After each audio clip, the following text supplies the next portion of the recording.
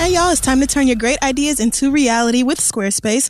Squarespace makes it easier than ever to launch your passion project, whether you're showcasing your work or selling products of any kind. They've got lots of beautiful templates and the ability to customize just about anything, so you can easily make a beautiful website yourself. But if you get stuck, Squarespace has 24/7 award-winning customer support there to help you out. So head to squarespace.com/read for a free trial. And when you're ready to launch, use offer code READ to save 10% off your first purchase of a site or domain. Head to squarespace.com/READ. Let them know Kid Fury and Crystal sent you, and let's start the show.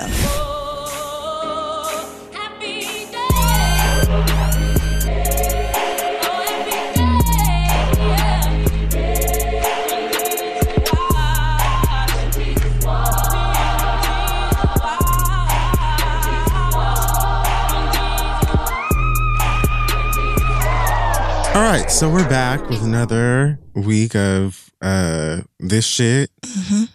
Once again, welcome to all of you out there in the world. I won't be doing a quote. Quite frankly, I'm over it. Yeah, I was about to say, I thought we said we were over the quote thing. Yeah, I'm not going to be doing that anymore. Okay. I simply don't want to. So we'll just throw some other bullshit at the top of these, I guess, at some point whenever I'm feeling like it, or if you have an idea, or if y'all have ideas, whatever it is. I'll try to think of something festive. But for those of you who are new here, I am Julia Sugarbaker. And I am Marie Kondo. This is Crystal and West. Thanks so much, guys, for listening to another week of the Crystal and West show. We're back. Yep. And better than ever. In the studio. We made it through this snow thing. The weather here has been so weird and so trash.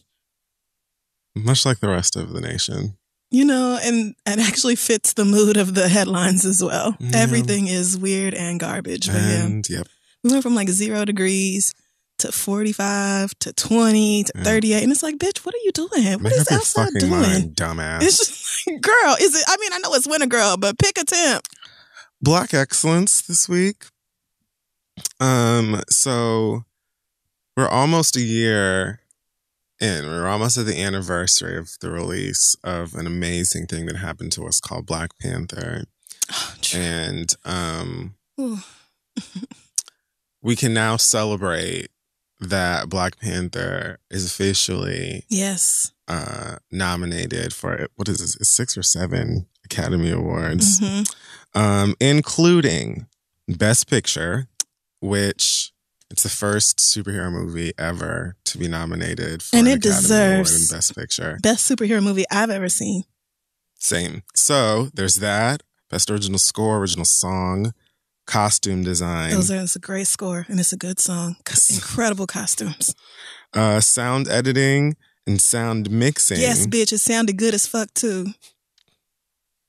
Also, Hannah Beachler is the first Black person to be nominated for Best Production Design. Wow. For Black Panther. Damn. So this was my first time hearing about her, but apparently Black woman. On her credits, you can find Fruitvale Station, Lemonade, Moonlight, Creed. Oh, so then she's overdue. Yeah. I mean, so she's been killing It's giving what took so long. Right. Not like so y'all finally got here. Yeah. And then wasn't it a Black woman who did the costumes too? Yeah. Ruth Carter. Look at my people. Yeah. Shining. Honestly, they played Ryan Coogler. They did him wrong. How you gonna nominate the movie and not the director? And I just don't like it. That's just I kind of feel like if it's the nominees for best movie the director should automatically be the directors of those movies, but I guess that's not how it works. Yeah, I guess it isn't. So yeah, that's something to think about. And they tossed Spike Lee in there too. They gave it to Black, which I did see that. Didn't really see that coming. I gotta be real with you. You know what it is? I just forgot that he directed Black Klansman. How? The ending was so Spike Lee. I know. It was so Spike. Well, I've only seen it the one time. Yeah. Which was a while ago. Okay. And then every time I think about Black Klansman, so fun. Honestly, every time I think about the movie now, I think about the fact that I didn't realize until after that was Denzel Washington. Yeah. the main role. Right. So that's usually what comes to mind first. I don't know why Spike Lee just doesn't immediately jump out at me. Whatever. The point is, that's the first time I think he got nominated for an Academy Award for Best Director. Wow. And that is nowhere close to his best movie. But... or first or second or third. Right. And how long has Spike Lee been making movies? Like, this was due back in the Crooklyn days. But happy for him nonetheless. And all the blacks nominated for their various things. This week, in a segment that we call Hot Tops, Bottoms in the Attic. What a fucked book. What a shit. Bottoms time. in the Attic just makes me think of like the Holocaust, except for bottoms. Like, what? Because I'm thinking like Anne Frank type shit. Like, is this a Bottoms like diary? Flowers in the Attic. Oh, Flowers in the Attic. Okay, Wow. I thought you were. I thought this was like this journey of some bottoms who are being persecuted by the state, which might not be a bad. That actually sounds kind of like a good book, maybe. Pin that. You know, I have to come back to that. Yeah. Yes. So a lot is happening. Lots of people, first of all, have feelings for Ponytail. They're very upset with Ponytail. Oh, God. The girls are very mad at My Little Pony. They're fucking tired of her guff. They're sick of her shit. Although I'm starting to understand it.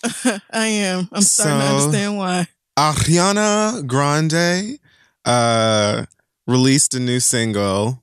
I guess it's following Thank You Next. Mm-hmm. Because she has like 3 songs or 4 songs on the radio right now. Really? Because that Thank You Next song is still in rotation. Well, I like that one. And then Breathin' is a song from her last album. I like that one. And then this new one. Okay. 7 Rings. So 7 Rings is our latest single. Video for it just came out not too long ago. Okay.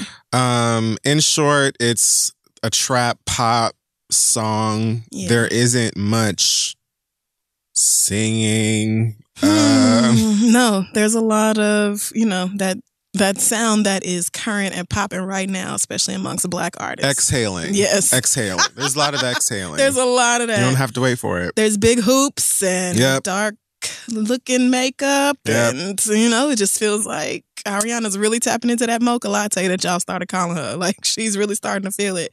And Patti the white store brand version don't do of that. 2 Chainz Trap House. Okay. A pink I just pictured it. pink trap house. And I don't like with it. Ariana and her white friends, like singing about full trapping. set, having no clue what they talking about. with the turned over bike in the front yard included. Yeah. I mean, really, like, some of this is like, did y'all just look at videos and pictures of ghetto girls and decide to copy all their style, but then just spend a lot of money on it and make it diamonds? Because that's basically what this is. Even the hot ponytail. I mean, I don't want to say it like that, but Black girls invented the hot ponytail. So facts are facts. I'm gonna start with this. Tired of the pony? Tired of it. Been tired of it. Tired of it. Like, mama, what did Nickelodeon do, bitch? Nothing. Like, nothing. God damn, sis. I don't get that. I don't get it. I'm tired of it. Girl, take your damn hair down. Angelica. No. Sweetness. No. I hate it. Okay, same. Like, I be wanting to roll up on Ariana Grande and be like, all right. So, do you have Samoas? If not, Thin Mints. Yes, and I will take some, what are they called? Tag-alongs as well. Oh, you keep the... You don't like peanut butter and chocolate? No, I don't. Oh, is that what... Oh, okay, wait, no, I know which one you're talking about. Yeah, it's like a... I was thinking of them bland-ass butter cookies. No, not them Do-si-dos or whatever. Yeah, whatever that shit is. I'm talking about the Lorna Doone that has peanut butter on top and is dipped in chocolate. Ma'am. That bitch is so good. Yes. I found a recipe for making them hoes at home once. Made them once and said, I need never do this again. Are we in Girl Scout cookie season? Is it Girl Scout cookie always time? Girl Scout. I think you can buy them online now. Oh, of course. Of course you can. Hold on. Fuck Ariel. I'm about to go on And the Amazon Girl and Scouts buy is me a some great Samoas. organization. Oh, well then should I go to Girl Scout cookie.com. Well, I'm looking at girlscout.org. I feel like there's Well, if I can order directly from the Girl Scouts, then I would like to do that on their website. Yeah, I've always know they're on Amazon. Girl Scouts. I've always just... I know they are. I'm not buying them cookies off Amazon. I'm just saying, Prime gets here in 2 days. Gross. I've always just worked with people and they come around every 6 weeks like, my daughter's selling cookies. And I'm like, well, bitch, you knew where to stop first. That you knew? Fucking did. Oh, okay. So they have a fine cookie locator. You put in your zip code. Come on, modern day. I love it. I love technology. Oh, man. So, yeah, the girls are upset with the Girl Scout queen here. She's fully feeling her trap beat, the lyrics to the song. First of all, I was very put off by the Christmas melody that... Is that what you call it? These are a few of my favorite things. Oh, okay. Got you. I was like, why? I watched once just because I knew people were going to be mad at me if I didn't. But I was very just whelmed. Like, I just I'm not didn't even care. like, right. I just didn't care. I was just like, oh, okay. She wanted to be ghetto. Yeah, it's a white girl having her ghetto phase. Right. Remember when Miley Cyrus did this? Thank you. So, thank you. I'm just bored. Thanks. Great. And it's such a like, it's not even like a good or bad song to me. It's so generic.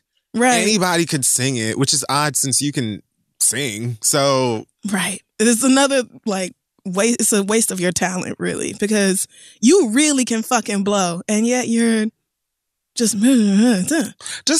stop with the denial and the dancing around, y'all, like lusting after the culture that Black people and especially Black women invented and popularized while not having any sense of respect for Black people, especially the Black woman. Because it's so like, and this isn't even like a read, because girl, I'm not offended. Ariana Grande is fine. Like, I'm whatever. not either, like, right. I'm not sure if it's because the song is so generic or because she looks like she's 7, but I'm not like, I just don't care. Right. But it's so also very obvious that it was like, you know, she said, I just want to be a little ghetto. Guys. Wow, no, that's a good. Hey guys. That's a good impression. I just want to, you know, have my fun and just be like a trap queen.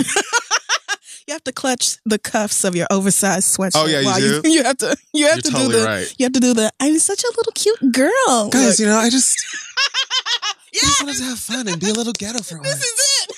I just wanted to have a really good time. Oh man, yeah. I'm not offended by this. White girls before you have done it, and white girls after you will do it. The gag is people are still realizing that Ariana Grande is like white, like I white. don't know. Well, I guess because everybody thinks she's a Latino. People think that exactly, but she's because her last name is Grande. But yes, she's Italian. But even if she was Latina, doesn't mean she ain't white. Christina Aguilera is white and Latina. So right, I don't. Shakira. You know, I think people don't really want her to be white. It's easier to digest the fact that she is doing this ghetto shit. Yeah, but I mean, all right. Sure. More songs like Thank You Next, girl, because that's my fucking jam. I don't like that one either. I don't understand. I do not get how you don't like that song. She's just not for me. Okay. She's not my like generation. You know, I feel like if I were maybe 6 years I didn't like that plus, album. The last one? I listened to Sweetener like, when is this going to be over? I didn't like it at all. I actually liked a couple of songs on Sweetener, and I think it's probably the first of her album that I listened to each song from front to back. Like, I gave it a fair... I did, too. Listen, and I was like, this is neither bad or good to me. This is just an album, and I recognize that she's talented, and this isn't even for me. It's not even like Bruno Mars, where Bruno was like, okay, you can sing, you can dance, you're super talented, but like, like just sing it straight. Sing it straight, buddy. It's the same shit. No, I love Bruno. We know. Agreed fully. All right. Well, no, I actually didn't like it, but yeah, that's Ariana to me. You know, it's not even like a great, not overwhelmed and not underwhelmed. Yeah. I'm just there. You're just here. Ariana Grande is fully going to do the same thing. Remember, you brought up Miley Cyrus.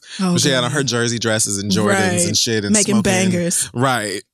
Wearing hoop earrings and gold fronts and... doing songs with rappers. Smoking weed out of hot Cheeto bags. Like, whatever dumb okay, shit. bitch. Like... And she had that fun and we dragged her for it. And then she tried to like do some weird psychedelic shit and be like, no guys, I'm just crazy and I love shrooms and like hip hop and they're just totally weirded out. Hey guys, they tried to kill your favorite bitch. They tried to take me the fuck out, but I'm still here. You're famous. And now she's just back on her guitar like, you know, country music was always my main love. Ariana Grande gonna do the same shit. Give her another 4 or 5 years. Just like, I just have always really loved opera and, you know, I just really wanted to sing and just show what I'm really made of. Hip hop is so damaging to like women because that's the same shit Miley Cyrus did. Literally. Like, so you made money and an audience off of our shit and then decided you were too good for it and went back to your white roots. And we supposed to be excited when another white girl comes along doing the same thing. I at least appreciate that Ariana sings. But that's all she's getting from me. I'll never be a mocha latte. You like my hair? She thinks. Just bought it. Okay. So you just bought some hair and it's still in that let's fucking start ponytail? there. Right, exactly. Let's just pull over, first of all, since we're on the subject. Let's talk about that transaction. Because I wasn't sure if you knew you could buy hair.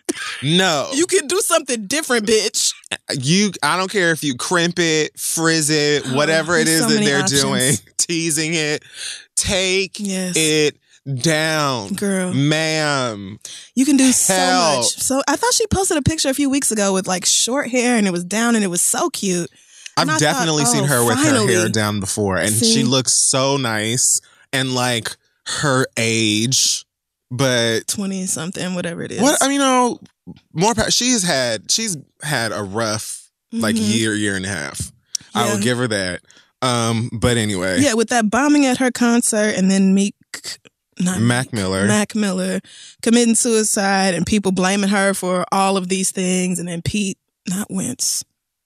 What's Pete's last name? Davidson.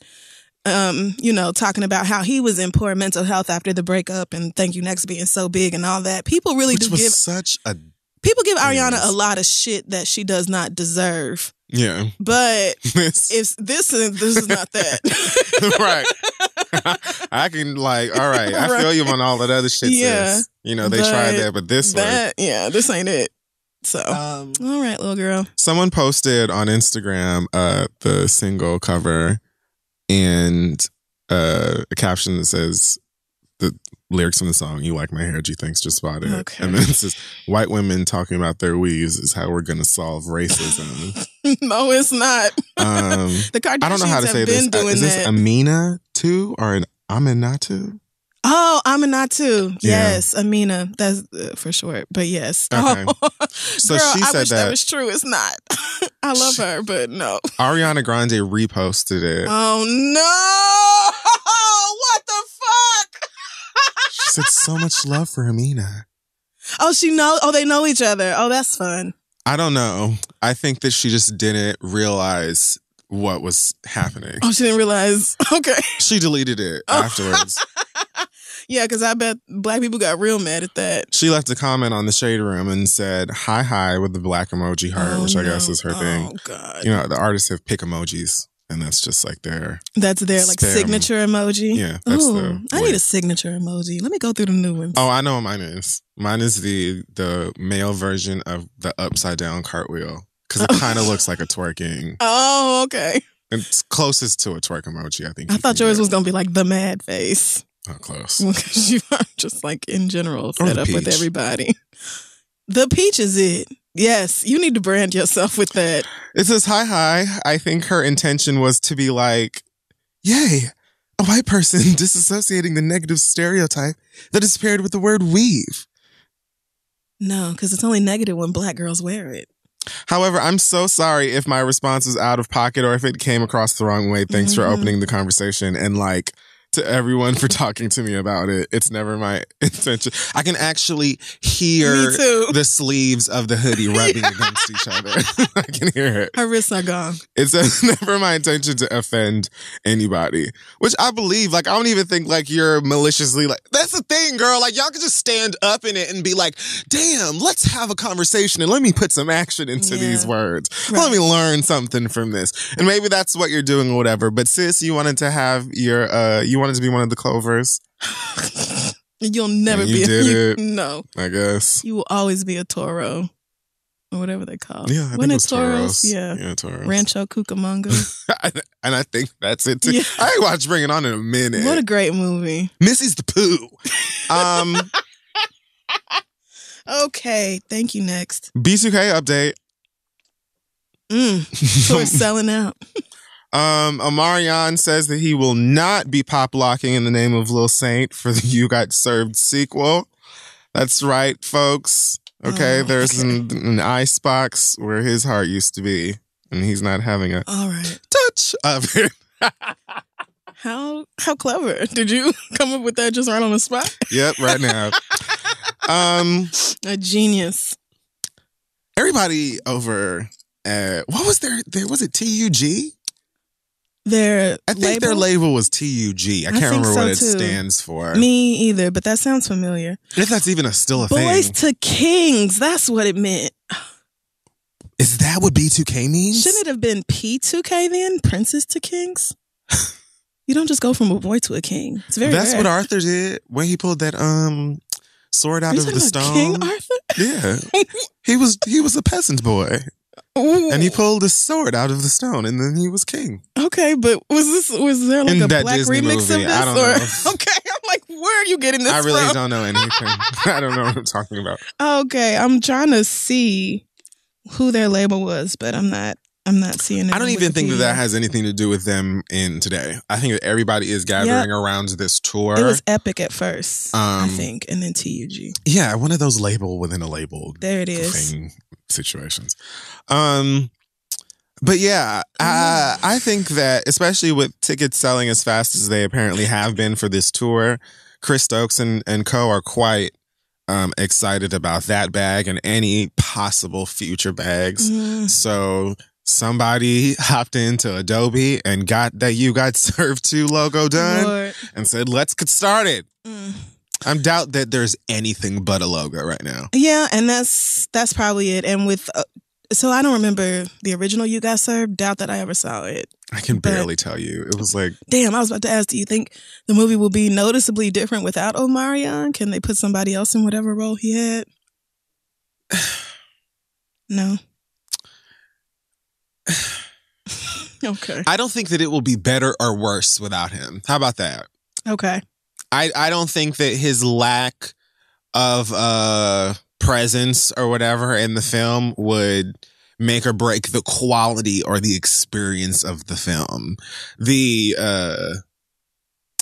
sales, the ticket sales, possibly, more than likely, will be offended, because I imagine anybody that's going to see You Got Served 2 is probably going because they were a B2K fan when You Got Served 1 came out. Right. No, almost certainly. And so why wouldn't you want everybody there? It's almost like Escape 3.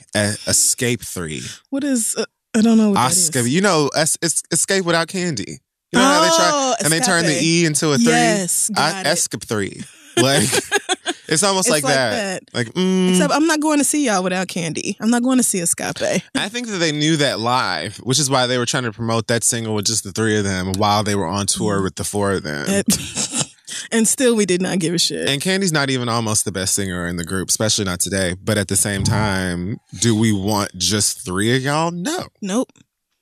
If I'm going to see Escape, then I want the Escape experience. It's not if one of y'all is missing. That's all. It could be any one of y'all missing. Candy just happens to be the most popular and probably the richest. No, certainly the richest. Yeah, gotta be the richest. Yeah, especially if you're talking about individual net worth. Right. Tiny might have some because of her husband. Yeah, no, I know Tiny's coining. She's got to be. I mean, yeah, but the difference is that Candy worked in all these years. I mean, I can name at least like 6 businesses that Candy has or has started within the past like 6 years. And I saw that Candy reposted Ariana's track listing for her new album. Oh, right. So I think she has writing credits on that too. Honestly, it's probably a sample. I mean, that's fine. I mean, no. Like, take that's Ed Sheeran. Ask about it. No shade. Just like Ed Sheeran. That's all I'm saying. Clear, just the same, bitch. But I'm just, whatever. Anyway, yeah, if you were, for whatever reason, planning to go see You Got Served 2. Nope. And honestly, go see. Like, this will absolutely be in an FYE near you. Okay. Sam Goody. All right. Is FYE even still open? I don't think so. You ain't shit. Half the people listening to this are probably like, what is an I think FYE? Omarion is in a new movie about to come out, but it's not like I think it's not like a real Truly? movie. Not like a real movie. I think, who else is starring in it? Is it Marcus Houston? Oh, well, then there you go. Oh, Lord. I don't know. Marcus Houston needs to be getting the Sister movie working. They need to move that forward. Child, I don't know about Tamara. I mean, yeah, it's Tamara. Tamara's the problematic one. I don't know about, well, you know, she's really... She dies on that white hill struggling with her white man whore label. Yeah, she's really struggling with that a lot. Yeah, she does. But I don't understand why she don't just say, bitch, my daddy is white and I have a white husband and y'all just gonna have to get the fuck over it. Like, I don't even understand that could why literally still... be tea. Like, and we could stop. Like, damn. Although you could also have a white husband that doesn't... You know, isn't a Republican and... You know, conservatives and all. It's that. not even necessarily just white. Although, yes, you would still the Fox get News thing. bullshit. People were right. pissed, girl. It's kind of like the white person. Right. But hey. It's not like a cool white. I love... It isn't. Cool Whip just came to mind and I got hungry. That too. But yeah, I love them. I love the sisters. I love the whole family, and all of the kids are adorable. And they posted a video, not a video, but a picture the other day of Tamara's daughter and Tia's baby, her daughter that she just had. Oh, yeah. And they practically look like twins. Yeah. Oh, one of them tweet, I think it was Tia who was like, I love when I'm holding my niece and she thinks I'm her mama. I was like, oh, how dope that is. That probably is fun. Twins get all kinds of fun experiences. Right? I'm pretty pissed. What's the downside to that? I guess people always assume you're part of a set and you don't really get to have your own identity until you're old and have a big fight. That was probably super simple. I could have just thought about it. I mean, that's what I remember from watching Sisters. Like, they got to do fun fair stuff. enough. Like, you know, Tia would take Tamara's test for her, but then they also would get mad because, like, Tia wanted to go get a job and Tamara wanted to follow after her and would never let her breathe and be her own person. Have you ever found it hard to tell them apart? No. Me neither. No, I feel like they look very different. I don't think they're identical, but they look enough They're identical. Alike. Are they? Yeah, because I remember an episode of their reality show where they like did whatever the science is to find out if they were identical. Oh, okay. Well, okay. So, and they would like cried about it because, you know, they cry about everything. They're so adorable, but they were like, I guess, like really dying to be identical twins and not fraternal or whatever. Yeah. And when they found out they were all emotional. So I was like, bitch, y'all still twin? Tamara, it's funny because Tamara has a face that looks more like playful or goofy, especially when they were younger. Mm-hmm. Like it kind of matched the personalities that they had on the show. Tia's face looked more adult and studious and like she was smart and about her shit. I can never describe what the difference was to me, like it's ever. Subtle. I just always knew. Like I know one of them has a mole and one of them doesn't. I think it's Tamara that has a mole. I think it is. And Tia does not. But I didn't know that until Twitches. I don't think I ever saw Twitches. Twitches was the Disney original movie. I remember it. And there was two of them, actually. They were pretty good for, I mean, the age I was at the time. I'm sure if I go back and watch it, I'm going to laugh. But yeah, I remember in like BTS of that, they mentioned that one of them has a mole and one of them doesn't. But I would watch a sister movie. Just because I loved the show, right, and all of them seemed interested in doing it. Right, and you know I love Jackie Harry, and bring Ray back too. You know, I just want to see everybody. And truthfully, You Got Served was just a movie that came out because BTK was popping. Yes, like it's not a great. I feel like everybody knows that. It's literally like, oh, we have a dance group, and we gotta beat these other dancing niggas, and we gotta win. We gotta win a trophy. Chris Stokes, though, that's a problem. Egos. He's a problem. And girls and betrayal. Yeah. And we're mad. Mm-hmm. And then death. And that's it. And then union in the name of remembrance. I remember when Little Kim's tits. When they announced that they were breaking up on, I think it was 106 and I want to say it was. Little girls were in the audience sobbing. Nigga. Listen. Bring out the gurney. The girls were dying. They were inconsolable. Bruh. Oh my God. Clutching onto each other like, why? It was Jesus. a death, my nigga. They were falling the fuck. I was like, yo, y'all bitches gonna be all right. I remember that like it was yesterday. That was funny. So So funny. I said, these groups come and go. They come and go. Everybody will be just the fuck fine. Yeah, it'll be all right. So and those same people who were crying are the ones buying tickets to this tour. Yes. Opening the back of that closet and a whole bunch of moths just fly. That's all right, bitch. Oh, Jersey dress. I'm coming for you. It's been a while. I knew bitch. I would need you again. I knew one day would come. Mess. I cannot wait to see you in your tacky ass. Y'all have to do it. Sequin Lakers please. jersey dresses and your K-Swiss and your baby fat. If I see one of y'all in some Darion jeans. Okay, but Darion jeans fit great. I'm just saying. No. They fit incredibly. There's no shade. I just want for y'all to be authentic. If I see one of y'all niggas in some Darion jeans, we're taking a picture together. Got you. Okay. So listen, y'all gonna make Tiana Taylor kill somebody. And why? She's feeling her beat, she's performing, she's getting great reviews on her artistry and things like that. And for whatever reason, y'all keep antagonizing Playing with her. And her family. So somebody asked Tiana Taylor on Twitter, is it true the girl you brought home to have a threesome with you and your husband is pregnant, and it's for that reason that you have deleted your IG? Girl, what? Why would y'all think? No, never mind. I know why they would think that. There you go. I know why. I was going to answer it for you. I know why. Miss... I know I've been here. How do you say Iman's last name? Shumpert. Champel. I like that a lot better. I'm going to say that instead. Sure. So Tiana Champel said, 1, I've never seen / touched that girl in my life. 2, my page is gone because I'm upset at Def Jam for not dropping my damn Work This Pussy video on time per usual. That video still ain't come out? They playing with Tiana over there. They have been playing with her since her album's release. And I don't know. I cannot answer that because she's actually talented and I've seen her live and she's great. And I don't understand why. Yo, I don't know why they're playing with her. I wish they would just let her go to somebody who is going to treat her right. You think Kanye would be her biggest obstacle?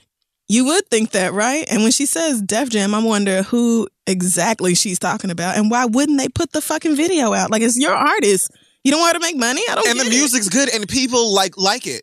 Despite Kanye's involvement. So I don't get why you wouldn't want to capitalize on it. Although I haven't listened to her album, so I probably shouldn't even talk. Well, I think most of the reviews I've seen about it have been more like, why would Def Jam or Good Music do this to her? Like, why would y'all play her like this? I've seen lots of performances. I heard like it's not finished. This Work the Pussy song in the club a few times. Yep. So...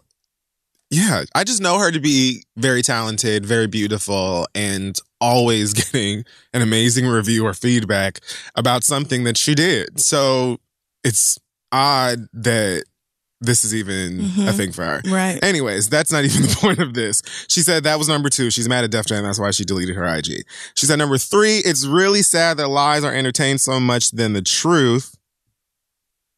4, Iman is not dumb. He know I'd kill him. Smiling emoji, end of story. Which we all believe. Yep. I don't even feel... oh, yeah. Nobody doesn't. I'm not questioning that at all.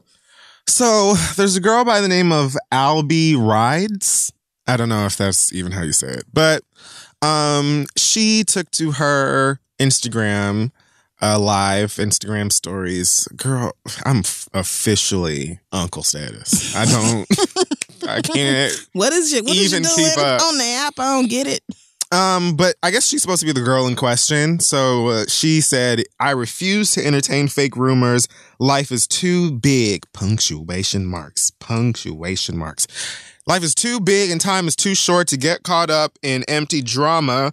But to protect my energy, I have to respond. Okay. Whoever's spreading these rumors, just know it's fake news and it ain't his baby. Being Iman. Y'all should be ashamed for creating this negative energy and throwing it around like it won't affect anyone. I had my baby with the man I was dating and that man ain't Iman. So please stop making fake stories just to get some likes and for everyone else believing these blogs is What? And for everyone else believing these blogs is a no better person. Now leave me the fuck alone. Okay, so everyone else believing the blogs. Okay. I get it now what she was trying to say. Okay. Had to parse it a bit, but we got there. All right, sweetheart. Apparently, from what I've read, these rumors come from the girl Albie posting photos with her baby and Iman leaving heart eye emojis under the comments. Right. We're in Black Mirror. Like, the fact that y'all... The internet is a disease. It is a disease.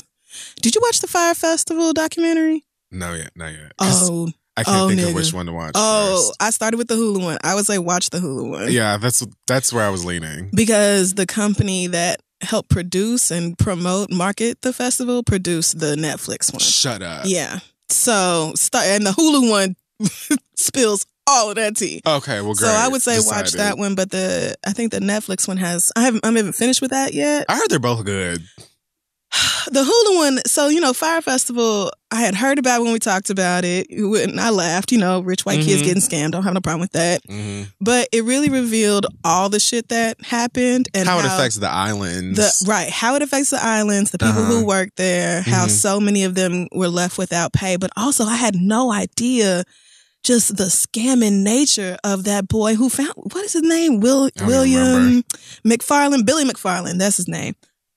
That's a terrible fucking person right there. He need to be in prison for way more than 6 years. That man, when I tell you, it's a documentary on how white privilege can take you as far as you want it to go. It don't make no sense that people kept giving this boy money. Zero. And so many people went along with this festival knowing that it wasn't going to work. Yeah. It's just, anyway, you have to watch it. I'm going to watch it this weekend. And I don't remember why I brought Fire Festival. What were we talking? So what that meant, what I was getting to with that, is that influencer culture, this Instagram thing where apparently millions of people will do whatever Kendall Jenner and Bella Hadid tell them to do. Like, they will just do whatever them bitches post on their Instagrams. And like, the internet has gone too fucking far. I mean, yeah. Influencers are the only reason people bought tickets to that show. Yeah. That's it. None of the bands were promoting it. So, but anyway. Yeah, I mean, I don't know where. That's just like a whole separate thing that is so weird and alarming. But that's separate from whatever. Like, y'all will really spend $1,000. $1,000 on this package. And that's $1,000 was like the minimum. And, it's supposed to include airfare and these cute little cabanas on the beach and all this shit. And it's crazy how many of them were fueled by Instagram, if you think about it. No, they really were. Because, like, this is giving, I'm going to go and live like Bella Hadid for the weekend and show Instagram. Yes. Oh, yeah, you just realized you said her name wrong. I said it wrong, my bad. You did. That's why I laughed. So I didn't want to stop you there. My bad. But... yeah, like the girls wanted to go out there and take all these pictures and they thought that they were going to be looking like a Tumblr photo. Yeah. And they rented a yacht and booked all of these, like the top 10 skinny white models or whatever. I don't know. Right. They booked all them bitches to come out and they shot this whole promo video with like, come be with all these white women. Yeah.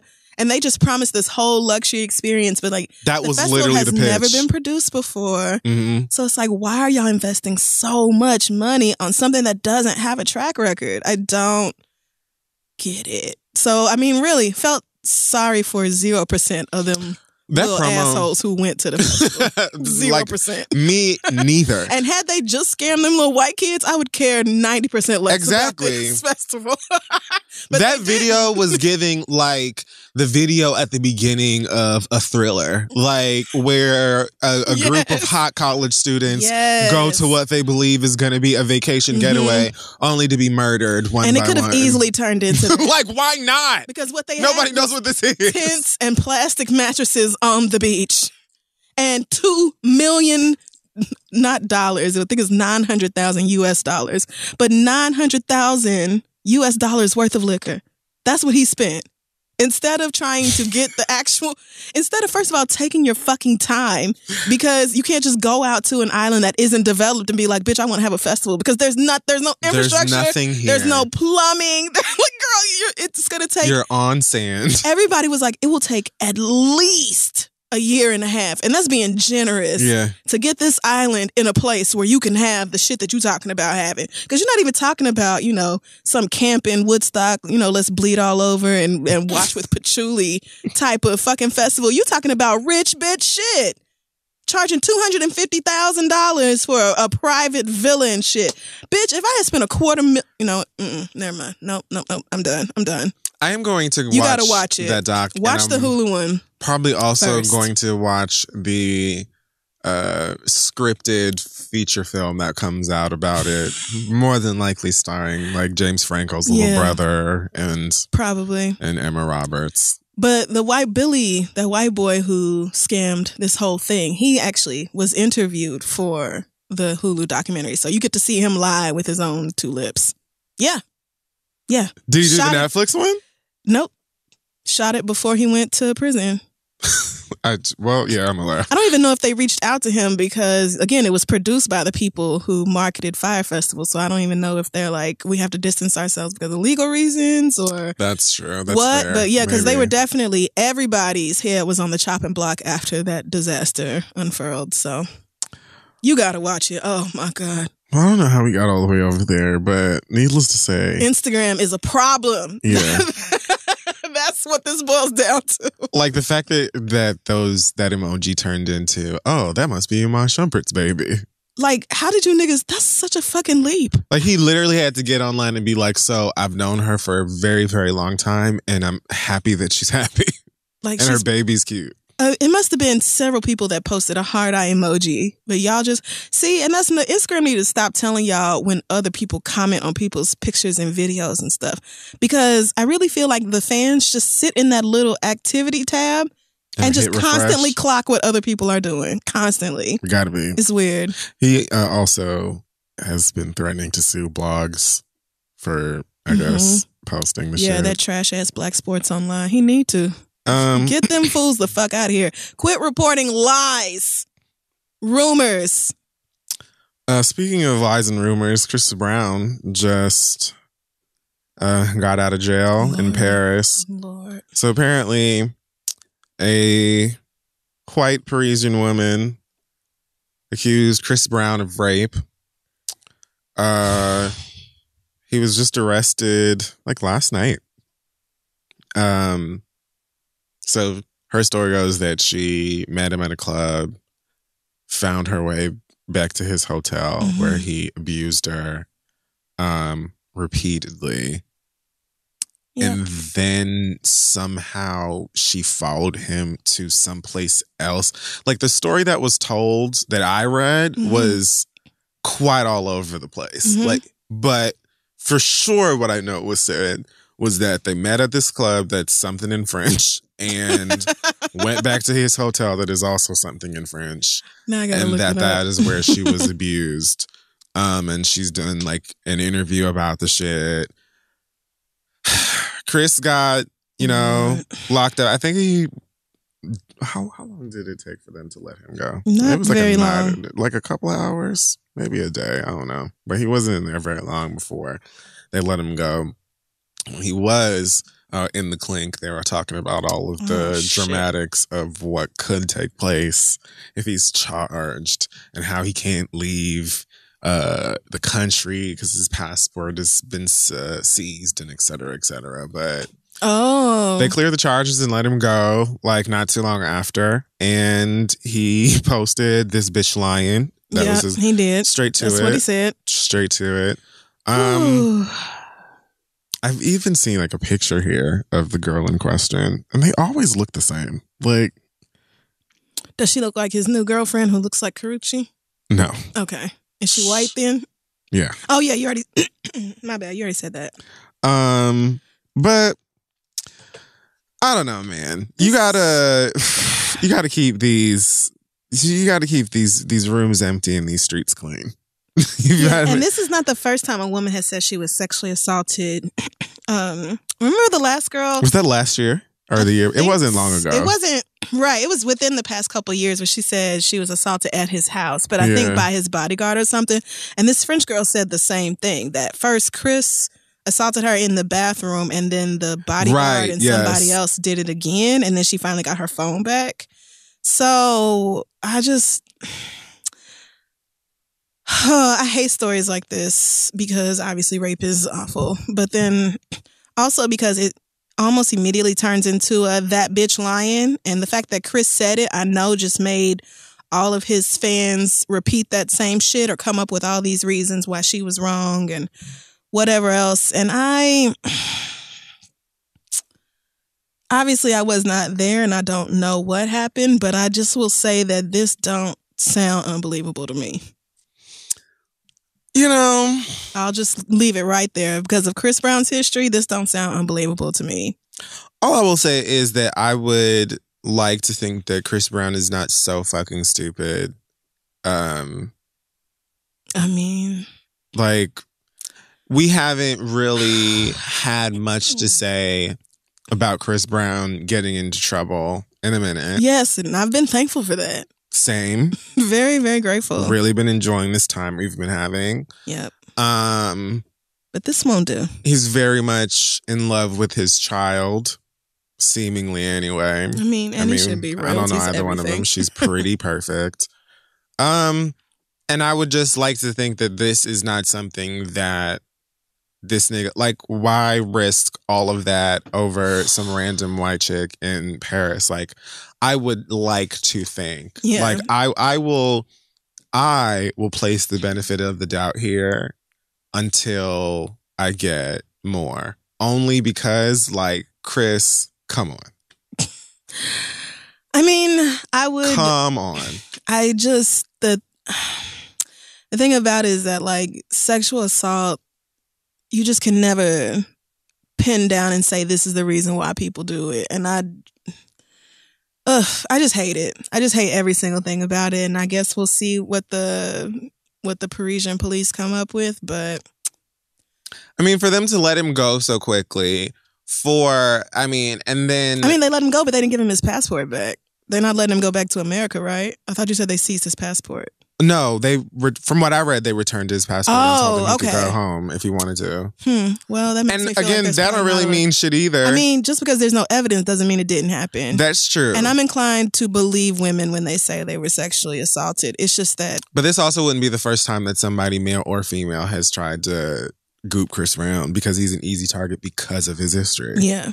So it's not like an R. Kelly who was absolutely standing directly in your face as he has for pretty much his whole career and said, I do these things, too bad, what you gonna do about it? Right, it's not like that. You know what I'm saying? And he's like an anomaly in the realm of abusers because I'd like to think that most of them would do essentially what Chris Brown is doing, guilty or not guilty, which is, I didn't have anything to do with it. I don't know what you're talking about. Yeah. Trying to stay as far away but from it. But the bitch lying is what I don't care for that at all. And it just makes me feel like, I have really complicated and conflicting feelings about this story. Because obviously I don't know what happened, but I don't feel like most people just don't lie about being sexually assaulted, so. White women have been doing it for literal decades. I mean, centuries. I hear you. I just am also looking at it from the women who aren't believed side. No, and I totally get what you're saying, and that's fair. Yeah. Because it's not like it's impossible. Right. But in this case, I would like to hear more about the story. I mean, and I guess we'll see. So, because they said the investigation's still ongoing, even though they didn't file charges. Oh, yeah. I mean, for sure. I mean, it just, when was it reported? Like 2 days ago? 3 days ago? Yeah, I think that's when I heard about it. Of course, they're going to still be investigating the situation. But if more comes out, sure. Did you see Justin Bieber talking about can't nobody touch you, you're the GOAT? To who? To Chris Brown. You know, all of his friends are going to come out of the woodwork and make sure. That's a name I could have gone the rest of my life without. Didn't he marry? Oh, never mind. Oh, no, that girl was in the Firefest thing, too. That girl he married. Another white girl. He's married? Yeah. To, I think, Bella's sister. No, that's not it. No. It's somebody else. Somebody famous. Justin Bieber wife. Oh, isn't he married to somebody's child? Woo. I mean, I guess so. I think he was dating some Hailey white Bieber. girl. Oh, she changed her last name to Bieber. Who is she really? Hailey Baldwin. Oh, Alec Baldwin's Baldwin's kid. Okay. Yeah, she has a very generic white face. She looks like every other white girl that's listed in the people search for underneath her. But yeah, that's, boys who have been in trouble sticking together. Future, you know what? I don't even care. Future working so hard to convince people he ain't miserable. Next, so R. Kelly's got some brand new capes this week in the form of Lord. Erykah Badu, some other people. Erykah Badu. Oh, this shit, bitch! I didn't even realize this concert was in Chicago. So Erykah Badu had a show in Chicago. Yeah. Over the weekend. Jesus, Lord above. In Chicago is when she probably felt like in Chicago was the safest place to do it. She probably did. Like it adds context, a little context for me anyway, and why it was even brought up. I mean, but not really. But because now it's like, okay, well, you were in the city of Chicago, I guess. So but a lot of artists come from Chicago. So you just didn't have to. It's not even like she's done duets with R. Kelly or something, and niggas was gonna have to sing R. Kelly's part while she did the other part. Like, you just didn't have to do this. So she was up on the stage and essentially said during her set that she has love or sending love to R. Kelly. One of those I have love for everybody things. And if he's guilty for what he did, that the light will send him forward and oils, whatever. Healing vibes from her pussy and all that. So some people were taking this as Erykah Badu defending R. Kelly. Some people were taking this as, oh no, that's not what she's doing. She's just saying that her heart is so full of love. And others don't care. For me, I just find it odd, as Amanda Seale said, that like people are still saying if R. Kelly did these things. That's that part to me is like, where are we going with this? Yep. I don't even understand the necessity in bringing it up at all, especially like there isn't any when we didn't request it. Right. There's a lot of people with microphones holding them up to celebrities' faces and baiting them into making a fucking fool out of themselves.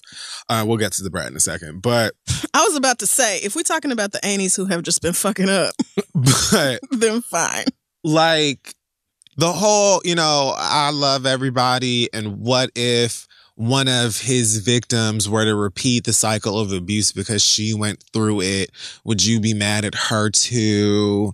And all of this stuff. And I'm like, why are y'all working so hard to be like a devil's advocate in this situation? Or like try to see the other side of some coin. Like, there is no other anything. Like, no. Stop saying if he did it. The nigga did it and named songs after it. Like, we don't even, and why are we still lyrics? So y'all talking about if, that's where I automatically stop listening to you, because it ain't no if about R. Kelly and doing this. Even he stopped denying a whole bunch of this shit. And started moving on to, they should have been talking about this shit a long time ago. They should have done they were, nigga. People have been talking about your dirty ass for since you married Aaliyah, at least. What do you mean they should have? Oh my God. It's just not even, but yeah. So Erykah Badu this don't surprise me though. She didn't surprise me. Oh yeah, no, I wasn't shocked by it. Remember when she said schoolgirls need to cover up so grown men won't be turned on by their shoulders and kneecaps? Mm-hmm. Girl. I don't know. She gave a whole spiel on Twitter afterwards, saying, I love you unconditionally. That doesn't mean I support your poor choices. I want healing for you and anyone you have hurt as a result of you being hurt. Is that strange to you? That's all I've ever said. Anything else has been fabricated or taken out of context. And see, like, even this alone is like wildly unnecessary, but doesn't have as many hiccups in it as what you said on your stage. Yeah, no, it's a lot better than what was said on stage, but I just don't R. Kelly is a hurt, broken person. We all know that. But we can't want healing and love and good vibes for R. Kelly more than he wants it for himself. And so, you know, former victim or not, you are not allowed to then turn around and inflict that same trauma and pain on other people. And that's that's it. That's the bottom fucking line. You can't want it for R. Kelly more than R. Kelly wanted for himself. So why not focus on the countless number of girls who have been victimized instead of sending all your love and shit to this man? There are plenty of R. Kelly apologists who are flooding him with love and streams and will buy tickets to his shows if he can book another venue. There's plenty of that. Why not just not do that? I don't get it. But yes, those tweets make a lot more sense than what she said in that clip. So the brat was on a red carpet somewhere, some event, and raggedy. I'm assuming that she and R. Kelly are good friends or some sort of friends. Yeah. Because when she was asked about it, her question was, where were the parents? Which we'll dive into in a moment. But she also did the whole, like, you know, if he did this, you know, it's messed up or whatever, and said something like, I hope he don't get mad at me for saying that or something. Like, yeah. Girl, just take your braids and go. Y'all are too scared to even say that he did the thing we all know he did. Take your braids and go. Just go. But no, I think she had natural out. Like, she had her Afro puff out, didn't she? I think she did. But either way, like, girl, you can honestly be like, you know what, sis? God bless those women. Yeah. I don't really want to say anything else about this. Right. Because she said, you know, I don't think everybody's lying. But then she also then turned around and said, my real question is, where are the parents? Girl, you going to skip right over the rapists and go to the parents? Like, why don't we stop with R. Kelly should not be raping girls? Why isn't that it? Why is there anything else to say? Furthermore, the parents were in the damn docuseries. Oh, God. Like, one of them literally rescued her child from a hotel. So, where were the parents? Right. Like, that was all part of the story. What are you... This is I mean, you choose girls who can be manipulated and preyed upon. Like, that is the point. Like, so this whole where the parents thing, keeps talking about how much she loves him and that he needs help, but that, you know, ultimately the parents need to take responsibility. And I just don't, I really hate that y'all are still acting like this is a valid argument. It isn't.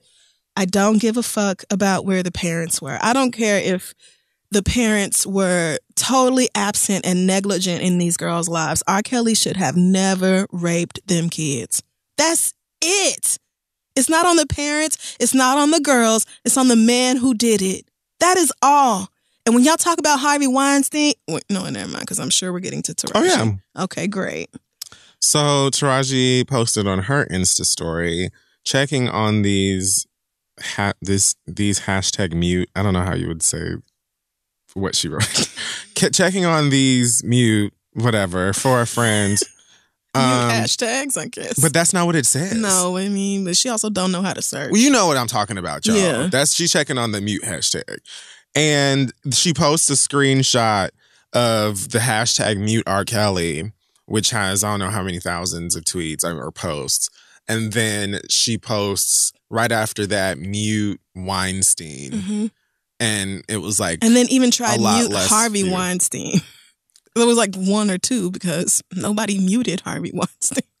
First of all, girl, this is so goofy. She has since tweeted, "Let me be clear, R. Kelly is guilty and wrong and should be muted, period." So that begs the question, thank you. Why did you even... I said the same thing.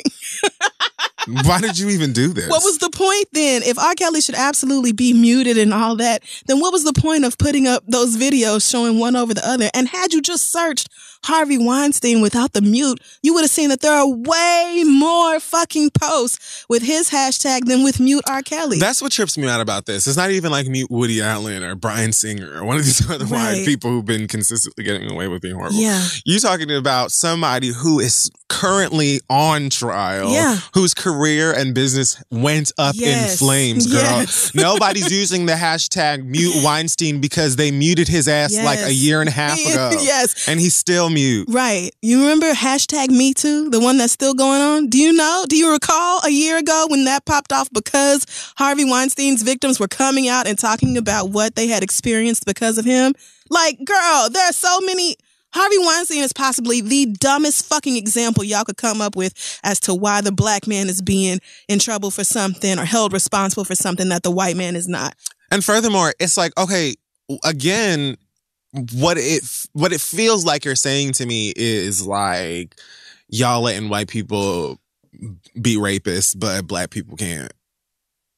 Like, that's just how I can't help but receive it that way. Right. And it's like, you're right. Black people can't, but white people also cannot. And it's like y'all get mad because black women give more energy to black men who are abusers than they do white men who are abusers. Like, you talking about the press, which really, when you say the press or the media, y'all just mean the shade room because you don't get your news nowhere fucking else. Because if you watched a real news outlet, you would know good and goddamn well that there has been a ton of coverage on Harvey Weinstein. For such a long time. Y'all just want black women to shut up about the things that have happened to them. It's so fucking stupid. I mean, one person said something about Harvey Weinstein. What was it? I remember the woman's name, and I don't know it's not in my mind. But one person came forward about Harvey Weinstein. Oh, the first girl. Right. And then one after the other, actress, makeup, like people from all over were like, yep, me too. Like, yep, you tried literally me too, a girl. hashtag right there. And then was like, right, here we go. Like, it was a whole thing. The Academy Awards was a whole thing. Like, I don't even. And it's a miracle they gave Tarana Burke her credit for actually starting the hashtag a long ass time ago. Because I think Alyssa Milano was the first one to use that hashtag Me Too in reference to Harvey Weinstein. But then they were like, black women been using that. How about you don't? So when people say that, I don't understand why the media is dragging R. Kelly, but not Harvey Weinstein. I know that you don't actually consume media outside of Instagram because that's just false. Ronan Farrow won a whole ass Pulitzer for his reporting on Harvey Weinstein. There are 2 fucking documentaries out. One of them bitches is at Sundance. Like, Sundance. You know how many movies? Everybody knows about Harvey Weinstein. And the thing is, everybody been knowing. But now that there's all this backlash and he's actually facing consequences for it, I just don't understand why y'all can't pick some other white man who hasn't been held responsible for the things he's done. The crazy thing is, Erykah Badu and Taraji P. Henson both have a movie to promote right now. The same movie. They do. A movie that I will not spend my little courtesy black dollars like I do for every other movie. I will not. Sorry, that just pissed me off. It really made me mad. It really, not to mention the movie looks questionable at best. Like, it's going to have some funny moments, but overall, you're like, why was I here? Yeah, fair enough. But better than Acrimony, which I maintain. Top 3 worst movies I've ever seen in my fucking life. How did she get on the boat? Hashtag, how did she get on the boat? Just going, I can't. I can't do it. I really want to see this boat part. I really want to see the boat part because everybody keeps talking about it. You have to see Acrimony. I will not watch the full film. You will film. cackle at how poorly put together it is. You will just, it's one of the movies they said, didn't they say he shot it in a week or something? Yeah, and was like probably proud of that. I think he wrote it in just a few days too, maybe a weekend. It all shows. It just shines through. The gag is he probably made so much coin off of it. He turned it. You know what? He probably did. That's the thing. He makes a lot of money off these movies that he can just shit out like that because he is using his own resources to make them. So she was thrown from a boat and then she appeared back on it? No. So her ex-husband and his new woman were, I think, celebrating their wedding. Like, I think this was their honeymoon. And it was on a boat out in the middle of the goddamn ocean. And so we cut to this scene of the boat in the ocean. And then all of a sudden, Taraji walking up the side of the boat. And how did she get there? We are not taking on that journey. We don't know. So there's just a scene. There's one scene and it ends. And then in the next scene, Taraji's on the boat about to kill everybody. And you're just like, but how did we get here? How did she know where they were? So she just appeared on the boat? She just was on the fucking boat. We don't know how she got on the boat.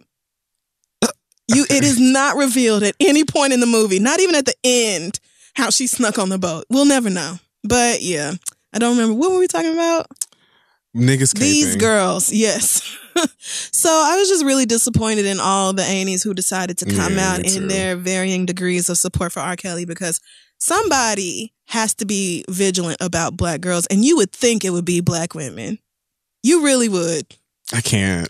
Somebody has to be passionate about our Black girls being protected and not allow these men to sexually assault and rape them like they have for so long. It's a reason that whole, yo, creepy uncle, don't leave him around the kids. There's a reason why people keep talking about shit like that, because y'all keep letting these niggas slide.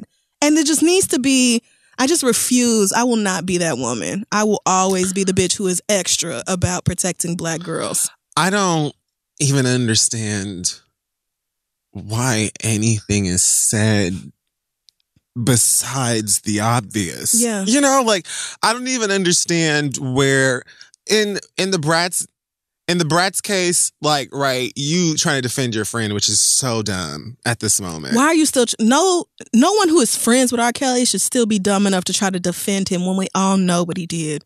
It's not allegations. We know what R. Kelly did. So why? I don't even understand being friends with R. Kelly. No, I mean, I'm totally lost right there, but I guess they grew up together and she don't feel right with disowning him or whatever. But that's your friend. Okay. I mean, fine. That's fine, I guess. But leave them alone. Leave us out of it. Right. Just my thoughts and prayers are with the victims, and I hope they find the healing they need. Or that's all you have to say. You would talk with your spinal cord when you turn your back and walk away. Child. And don't say nothing. Or that. But all that is too much right. Taraji, what were you trying to prove with this wrong hashtag? It don't make sense. You volunteered this. You did it. You did it. Nobody asked you to do that. And I was thinking, isn't she in the middle of promo for this movie? Isn't she? Why the fuck would you alienate the very women that you want to come see this? Wasn't on the Daily Show, not the Tonight. Wasn't, God. On any of the shows. Just makes me so just on our own accord, we decide. Why can't we just all emphatically say we will not support or allow abusers in our community? If you touch our little girls, it's our children, not our little girls. If you sexually assault our children, you're getting the fuck out of here. You will be shunned, ostracized. We're sending your ass to jail if at all possible. But we are cutting off your connections to community and family because you don't deserve them, because you are preying on our children. Why can't we all feel that way? I don't get it. Hey guys, well that's it for this section of the week. Hot tops, bottoms in the attic, which is not about Anne Frank. Not yet, anyway. Okay, let's take a break. Hey y'all, today's show comes from Care Of. Yes, our sponsor today makes health and wellness a top priority with help of Care Of's monthly subscription vitamin service. Simply answer a few questions about your diet, health goals, and lifestyle choices via Care Of's fun online quiz. And unlike me, it won't judge you or make fun of you for it. All it'll do is get your personal, scientifically backed vitamin and supplement recommendations in only 5 minutes. Then each month, Care Of delivers them right to your door in customized daily packs, great for on-the-go lifestyle. So if you're somebody who's constantly on the move, you can have your vitamins and all of your innards working properly right there. Yep. There are even vegan and vegetarian supplement options available to match your dietary needs for the Sage community. Yes, because some of you girls don't ingest gelatin, and good for you. I heard there's horse in it, so you never know. And so, when you're against animal products and you don't do all that, Care Of got you taken care of. You're proud of that. That's fine. Good for you. Okay. They come in such cute little packets. It is so simple. Like, your vitamins are already measured out every day, so you don't have to try to figure out what you're supposed to take and all that. They take all the guesswork out of it for you. And you can take advantage of this month's special New Year's offer for 50% off your first month of personalized Care Of vitamins. Go to takecareof.com and enter promo code READ50. That's takecareof.com, code READ50 for 50% off your first month. Let's get back to the show. Okay, so we're back. It's time for the read. I mean, nope. Not quite. It is time for the listener letters. It is. Send your questions to asktheread@gmail.com. We have a question about video game music. Video game music? Yes. Have you heard the Utada Hikaru?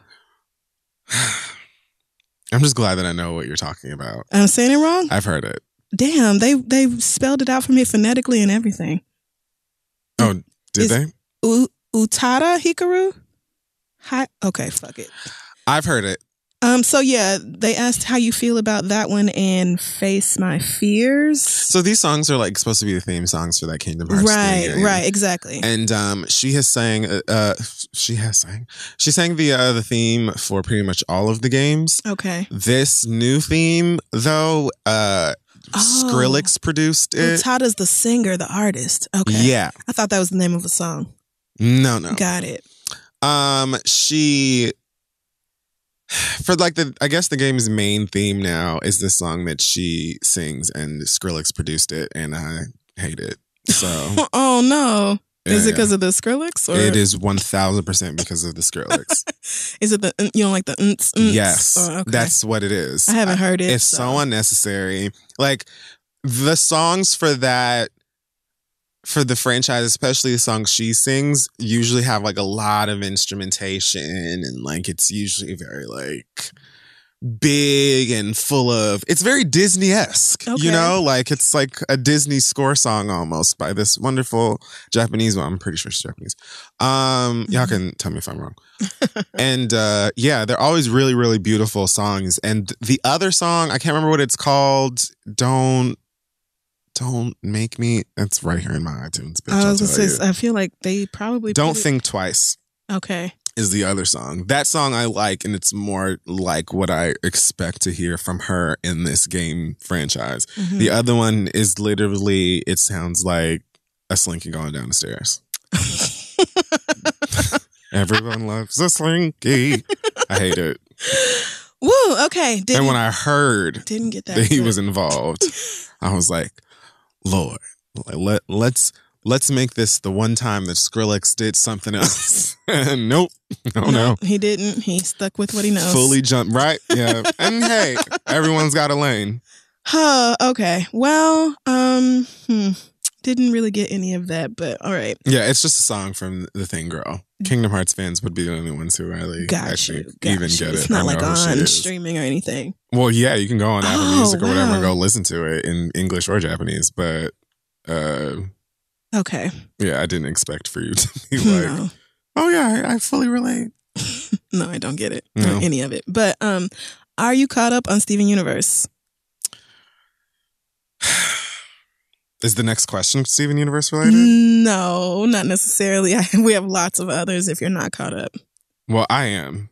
Oh, me too. So the question is from Lene, and it basically says, bitch, did y'all see the Steven Universe finale? Can we talk about it? Yep, sure did. Oh my God. Yes, we can talk about it.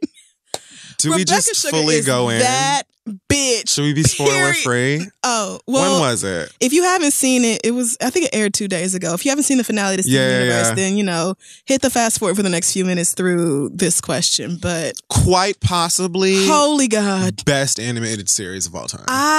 Starting at the 13-minute mark, I was in tears. Yeah. I cried a few times.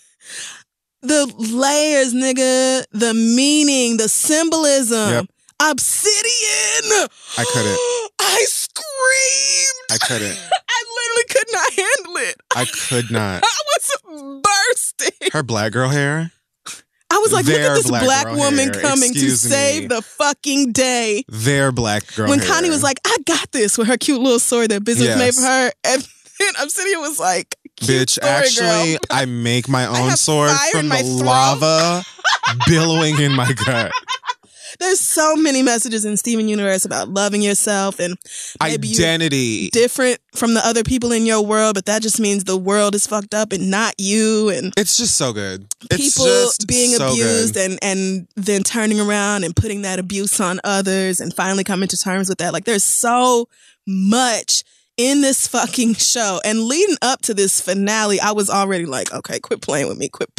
Like, whatever's going on, quit fucking playing. But then that hour-long movie or whatever, I was... By the end, when she came in or not she came in, but Steven did that song and they were like showing how the diamonds were going around and like blessing all the gems again or whatever, fixing everything. I was no more good. I cried. Let's see all of the spots in which I shed tears. I definitely cried during the very, very end when he sang that "Change My Mind" song, which was like 6 bars. It was like it don't matter. It was very short. I can't wait for the volume 2 of the songs from the show. By the way, they need to hurry up with that. Yeah, I need it because I still play them Steven Universe songs all the fucking time. That made me cry. When White Diamond took the gem out of his belly. And then like his mom's spirit formed as him, like embraced him. Yes, when it went from her as a diamond to her as rose quartz and then to Steven, it was like, I started crying because I was like, he was always, through the whole series, Steven has been stressed about whether he's himself or just some weird incarnation of his mother. Right. And so it was like fully me. If actually there's somebody I saw on my Explore page, so sometimes it's done for good. My God. There was somebody who like blended that scene of them dancing together with like some video and audio of the Lion episode, straight to video. Man. Episode, like where she's talking to him about love, that feel like, because she essentially said it in that episode. So all of the time, these diamonds are treating Steven as if he's really Pink, right?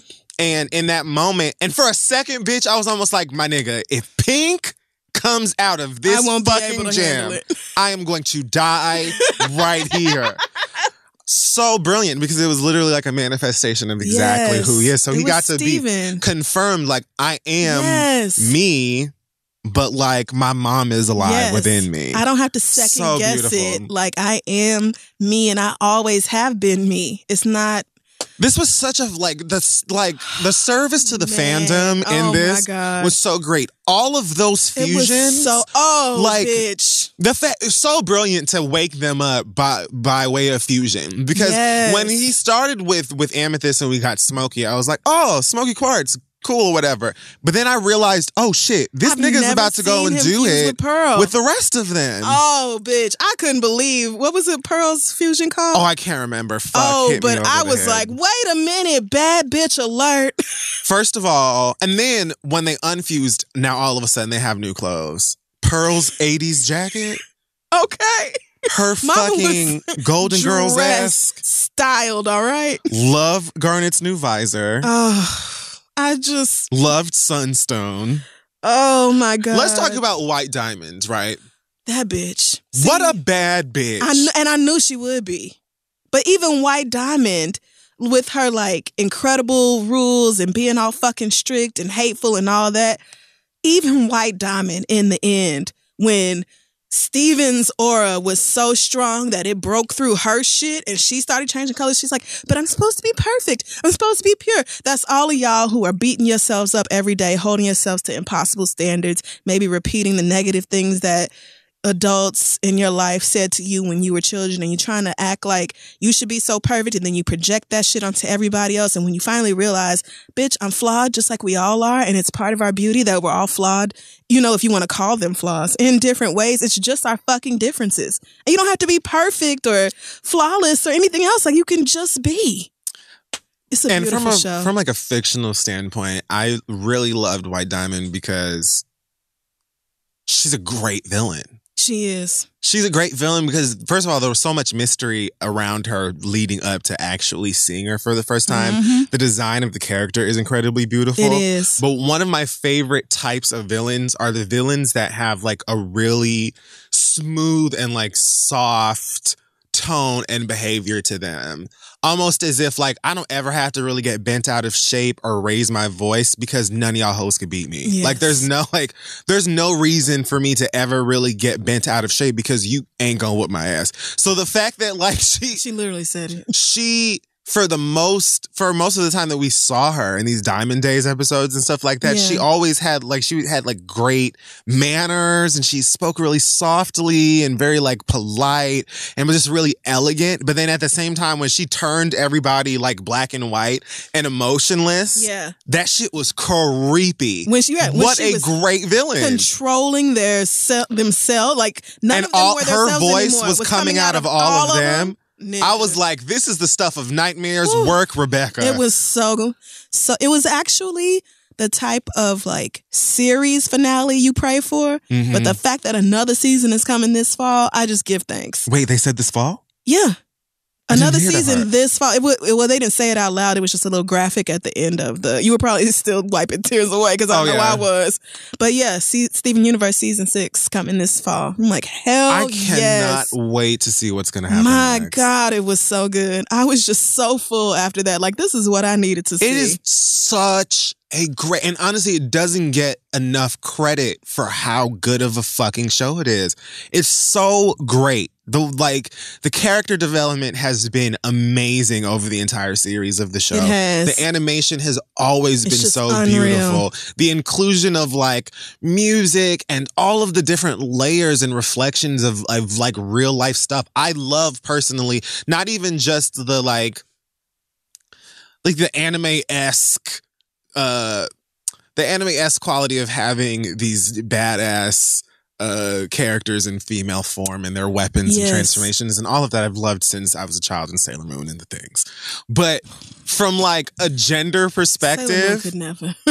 Oh no. But from like I love the hims and hers and she's and hers and theys and theirs. Yes. I just love that. It's so good. Like it hits on so many things so effortlessly and flawlessly, and it's so well done at the same time. The pacing was so good. It legit felt like a movie or like a series finale. Yeah, the fact that really it's not done is a gag. I don't know, right? Because I'm like, this was honestly the perfect... Like, you could have ended the series right here, and I would have said, you've given me enough. I would have been full. Rebecca Sugar, you have given me fucking enough. The fact that she got something else in the vault coming this season, I just can't wait. I don't know how else this show could evolve, but it's some geniuses working on that And this shit. is the type of show that whatever is coming up next could have been something that was planned from the beginning. Yep, because absolutely. If you look at the way that this show has moved up until the point we are now, things had to have already been known from way before the show started. It's not like, it clearly is not one of those shows where they're sort of going with the flow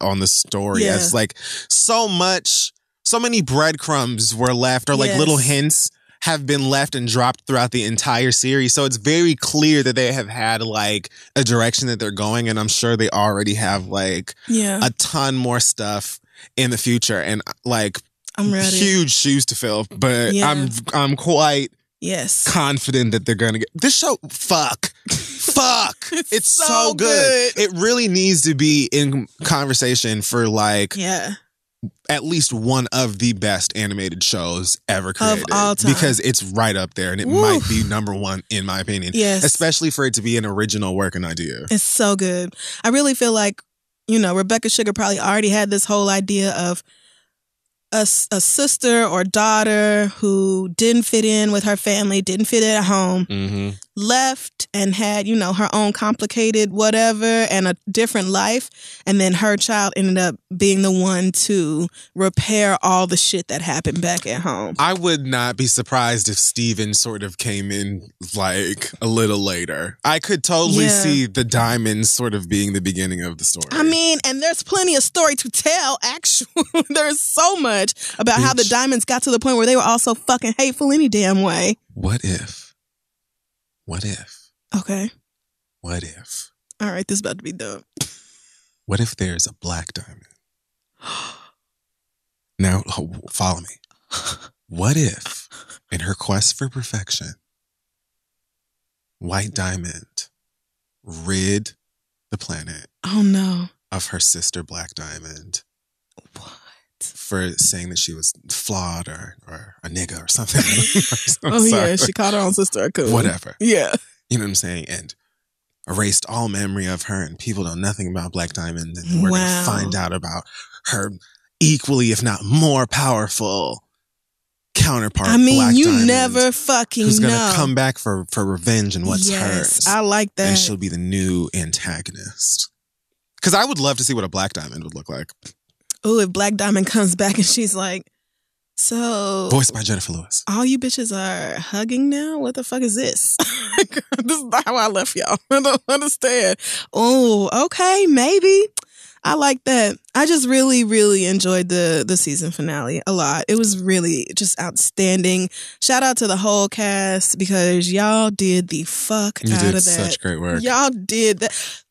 Nigga, when Steven and Connie fused at the ball and White's Pearl was like, undo that. What the fuck are y'all doing? Right. Everybody was like that, actually. And then Garnet was like, y'all gonna have to come through me. And then Amethyst and Pearl fused. Oh, they got buck immediately. And then those random paradots fused. And they were like, me too. And then the paradot said, I always knew I wasn't the only one. I cried so hard. Yeah. Especially because White then immediately marbleized all of them, or whatever you call it. Oh, yeah, she fucked their shit up. When she was like, oh, shut the fuck up. Absolutely the black Y'all can go somewhere with all that bullshit. But white fuck now. I was like, man, that just makes me think, like, Rose wasn't even the only one on Homeworld who was different. No. Of course, there are others on Homeworld who are different, and they were following the structure that was laid out for them by it's so beautiful. You know what I'm saying? So many of them had different personalities and desires and things like that they just couldn't express because it wasn't allowed. Right. So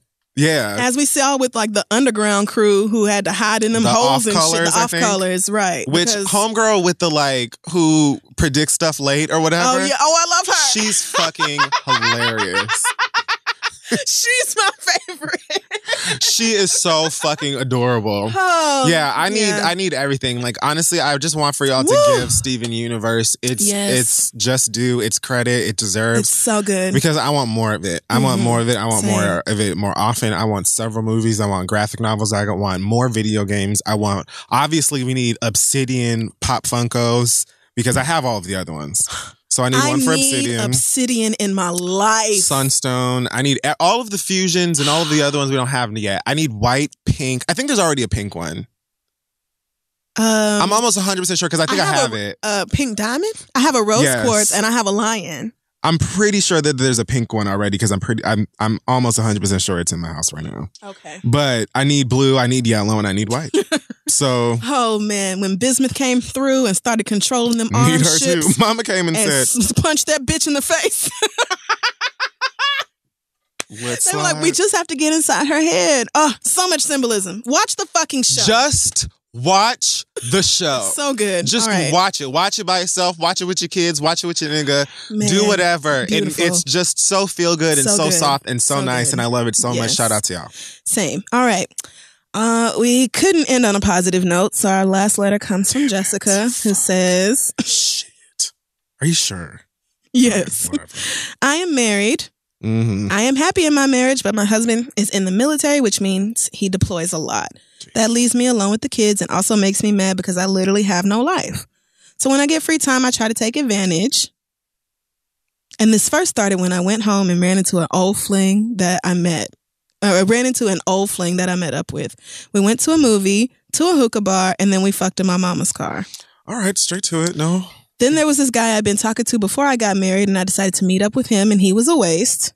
Although, if you didn't catch the hint, I definitely did him too. Yeah, I did. So I work in corporate America, and I am always around boring people, but I met this guy at work who is also married, but he is the vendor delivery guy, so we flirt casually, but it's all in fun because I know in real life, our paths would never really cross outside this office. I mean, it don't really matter at this point. Fast forward to mid-December, we exchanged numbers, and I thought it would be cool to talk on occasion, but that was a huge mistake. We definitely started fucking, and when I say we go at it, we go at it. We get it in before work, during lunch, and if we can, before he goes home and I go to pick up my kids. You don't even seem like you have a problem with it. The problem that I'm having is that this nigga mentioned leaving his family so he could be with me. And when he noticed my reaction, he switched it up real quick. Now, it's my fault for starting this in the first place, but I thought we had an understanding and this nigga's going back on the plan. I want you to know, before you judge the situation. Oh, too late for that. When I got pregnant, I was 21 and my husband was 26. And I told him when we got married that I wasn't ready because I low-key still wanted to be a hoe. But he didn't listen. And he still wanted to get married. That's the fuck. Right. I mean, yeah, well, not 21, really since you got married anyway. Right. But yes, like. But I just thought that this nigga would be a great side piece and we would keep it that way until my husband came home and it would be done. Nope, he wants more. So how do I stop this with the smallest amount of damage to my career and marriage? This nigga really can't afford me nor my kids. He ain't got a pot to piss in, but he has a huge dick and that shit feels so good. All right. And he literally fucks the shit out of me. Okay, sis. However, in all other departments, he truly ain't shit. What should I do, y'all? Help. Jessica.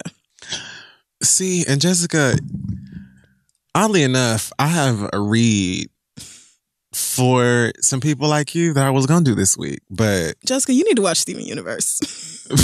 I mean, I have nothing to do with this letter, but you just do. By the way, I did find the Pink Diamond. Oh, there is a Funko yes, it's figurine. number 370. Well, it's mine now. It's only 3 left in stock. Okay, it's only 2 left in stock. And there's a 12-inch Blue Diamond jumbo plushie that I will be ordering right now. I'm buying it. So, yeah. What was her name, Connie? Jessica. Oh, no, I'm thinking No, Connie is the bad bitch from Steven Universe. Yeah, I don't know. Like, girl, when I tell you, there is a Pink Diamond. Yeah, I got it. Well, I know. I might have bought 2. Sis. This is bad. It's real bad. This is bad, Jessica. So, you've made up your mind. You've made up your mind that cheating is for you. There's a lapis lazuli too. Oh, yeah, for sure. I got that one too. Okay, sorry. It has like the water wings. Right. Okay, sorry. Continue.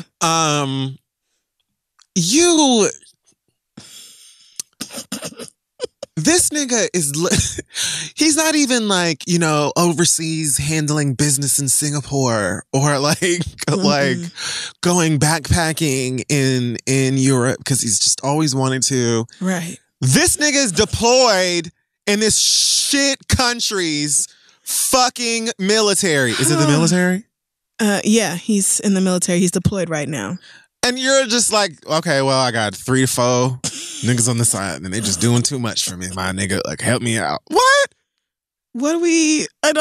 She wants advice on how to end this with the least amount of damage. She would have cheated on that nigga anyway because she already admitted to us that before she got married, she didn't want to because she still wanted to be a hoe. And as you said, you 21, of course your pussy was hot. Like, right. Baby, I know, baby. You wasn't ready to settle down.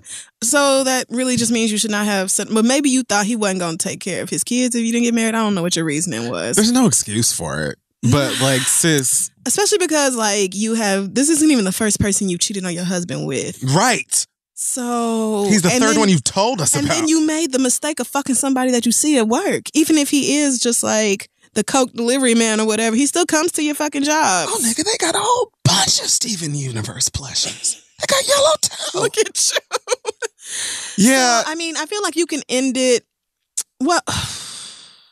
You need to end it regardless. Why? A, because he wants to leave his family to be with you and you don't want to be with him. And even if you did want to be with him, you shouldn't allow him to leave his family for you. A, because that's his family, and B, because you got one too.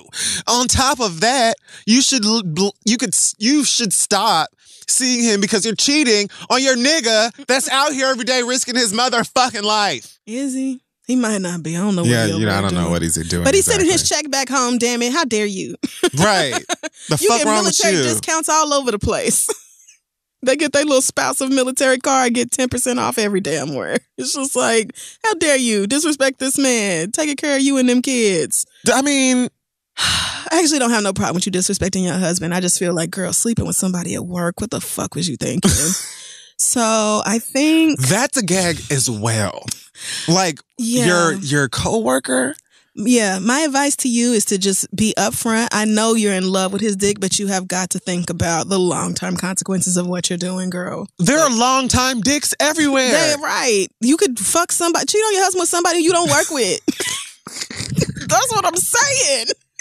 If you gon' do it, don't be sloppy about it. If we cannot convince you to stop cheating on your goddamn man, at least do it with somebody that you don't work with. Yes, that is the bare fucking minimum. I would break it off if he acts weird or tries to spread some. Well, hopefully he don't actually start telling people that y'all fuck. That would be really... You never know with a nigga scorned. Right, you never know. And then it could get back to your husband, which means you're really gonna be fucked. And all you can do is it could also hope that he don't tell. it could also get to your wife who is not overseas and might pull up to your job with the ratchet. So. Right. She might be one of them types that don't ever blame her man for doing nothing. It's that bitch fault because she knew he was married. So, Sounds like the situation. If I were you, I would stop fucking this man immediately. At the moment, yep. Pray that things go well and that you don't actually have to see him that often at work. And when you do, like, y'all avoid each other and just be adults about it and go on about your fucking business. But if not, or if he tries, if you feel uncomfortable, or if he starts, being weird, not accepting no as an answer or whatever, I would probably try to find another job. I probably would. Damn. I probably would try. This is why you don't sleep with coworkers. I mean, you also don't commit adultery, but you don't sleep with coworkers. They're both pretty bad. Yeah, pretty bad. Don't know ideas. which one I consider to be worse. Of course, you're not going to go leave with the adultery. Your husband for somebody who's making a whole lot less money. Of course, you're not going to do that. But I'm gonna go with the adultery. You weren't thinking about your husband when you decided to cheat on him. So. But as I said, it sounded like you would have cheated on your nigga if he went to work at Chick-fil-A or someplace. Really, honestly. It really don't sound like. Or even if he had a nice desk job, you would still be fucking him on the side because you wasn't ready to get. You should probably get a divorce. Right, that's what I was getting into. Like, you knew you wanted to be single and fucking before you got married. And you are now non-single and fucking, like, you might as well just be like, you know what? I just need to be single and fucking. I cheated on you severely and quite often. And you know I what? wouldn't tell him that if he ain't. You don't deserve me. I would just say, I would just tell the original truth, which is that I never felt ready for the responsibility of marriage. And I hope that we can be responsible, dependable co-parents for one another, but I don't want to be in a relationship anymore. And hope that your co-worker's lady friend doesn't find your nigga on Facebook. And just pray pray that he keeps his mouth shut, because if for no other reason, he's scared of his wife finding out. You just pray that that is the case and that he ain't one of these niggas who don't give a fuck if his wife know or not. That's all I got for you, because the rest of this girl it's looking like the bed you made, and so you're going to have to lie in it. You playing a dangerous game over there. You are, sis. Like, you playing fast and loose. You skating around on thin fucking ice. But if you divorce him, at least you know that child support is going to come through, because military, they will take that shit out before he even get the rest of his check. But that's if, at some point the military don't also stop being paid. We don't really know what's going to happen, because the United States government is still... I mean, there you go with the truth. Being run by a bunch of fucking children. But as for now, the military's getting their checks, and so I wouldn't even worry about child support, that sort of thing. You should probably really investigate being single and see if that's what you want for your life. I mean, honestly, I wouldn't even rush to break up with him. I try not to rush to break up with him as quickly when marriage is involved. It's so much easier to just break up with somebody you're dating. Yeah. You know what I'm saying? Like, literally in every way. We haven't signed a contract. Right. But in this situation, A, you're not doing right by this guy. And B, you never really seem to want to be married in the first place. Yeah. Like, you, again, probably would continue cheating anyway because you like it. Right. So just stop cheating. Just be single. And leave him. Yeah. Solid advice. Okay. We're not talking about the temperature in the house or how cool or hot you leave the bedroom or whatever. We're talking about always turn the nest up when I'm not looking. Right. You're not arguing over something petty like you're leaving. Right now. You're completely committing adultery. A bunch. You've done it with different people, so I'm inclined to believe you're not ready to stop. And that home is also about to be wrecked, and you're just like, but the dick is great. Right. Whoa, sis. Yeah. Whoa. You're giving us all these reasons that it's a bad idea, and then you're like, but the dick. Girl, dick can't run your life like that. I have a message for this, but I'm going to save it. Dick will ruin your fucking life if you let it. Don't let it. All right. Send your questions to asktheread@gmail.com. We will be right back. Hey guys, this episode of The Read is brought to you by Third Love with tagless labels, ooh, so clutch, ultra soft fabric, signature half cup sizes, and straps that won't slip. Third Love is hands down the most comfortable bra you'll own. You just answer a few simple questions via the Fit Finder quiz to find your perfect fit in less than a minute. It also helps you identify your breast size and shape and find styles that fit your body. And because Third Love takes customer input seriously, they recently launched their most requested style, which is cotton t-shirt bras and cotton underwear. I'm going to have to get some of that. Sounds comfy. Because the result is incredibly soft, smooth, and breathable bras and underwear that you'll want to wear every day. today. But if you don't love your bra, returns and exchanges are free and easy. Y'all know I stand for that t-shirt bra. I actually need to go ahead and place another order for some of these good things. But Third Love, I mean, those girls are just doing it. And my titties are always happy when they're in one of those bras. And I know that if they are happy over here, then they're going to be happy over there with you. Third Love knows there's a perfect bra for everyone. Right now, they're offering our listeners 15% off your first order. So go to thirdlove.com/read to find your perfect fitting bra and get 15% off your first purchase. That's thirdlove.com/READ for 15% off today. Do something great for those breastises. Let's move on. Thank you again to Squarespace for supporting today's episode of the show. January is really almost done already, but it is not too late for you to start a passion project, something that's been cooking up in your brain for a while, and give it a home online. Squarespace makes it easier than ever to launch such a thing, whether you're looking to start a new business or showcase your work, publish content, sell products, and much more. Squarespace is definitely the tool for you, with beautiful templates that are created by some of the best web designers all over the world, and the ability to customize pretty much anything you see with just a few clicks. You can easily make a beautiful website all by your lonesome. We know, we've used it ourselves. It's super easy. Plus, they have a powerful e-commerce functionality that lets you sell anything online and analytics that helps grow the website over time. Everything is optimized already for mobile right out of the box, and there's nothing that you have to patch or upgrade ever. So that means that people can go directly jump on their cell phone if they're an on-the-go girl as well, and look at your website in all of its sexiness right there on their devices. Buying domains is simple, and you'll get help that you need with Squarespace's 24/7 award-winning customer support if you ever do need to ask someone for help. Squarespace empowers millions of people of all kinds, all jobs, occupations, lifestyles, in the works. So head to squarespace.com/read for a free trial. And when you're ready to launch, use the offer code READ to save 10% off of your first purchase of a website or a domain. That is squarespace.com/read, offer code READ. Let them know we sent you, and let's finish the show. All right, so now it is time for the read. It is. That is this segment of the program. The third one. So, do you want to... I just have two quick things to mention, two quick people who need to be cussed out real bad. Sure. And then I'll be done and out of your way. So first of all, Meghan McCain. Oh, boy. Been sick of this bitch for a long time. As far as I'm concerned, she's just Tommy Lauren with a more famous last name. Wow. But on The View, they were talking about Steve King, the representative from Iowa, who was like, why is white supremacy bad? Don't understand why people don't like those words. What's wrong with being a white supremacist? And Meghan McCain got really upset because some of the other girls were talking about, will Republicans step up to the plate now with Donald Trump, because the whole border wall thing is a dog whistle for racism. The government is still shut down, and, it's over this dumb wall and all this shit. So another one of the girls asked, I don't know all of their names, but she said, do you think the 42% of Americans who support this dumbass wall are racist? And so the other girl says, I don't know. And then Meghan McCain jumped in and said, I think this is the problem with identity politics in this country. When you broad stroke everyone, all black people think one thing, all Hispanics think one thing, all Republicans think one thing. That's how we got ourselves into this mess. Please don't paint me just because I'm for border security that I am somehow racist in one way or another, because I don't think that's fair. Do you think 42% of Americans are racist?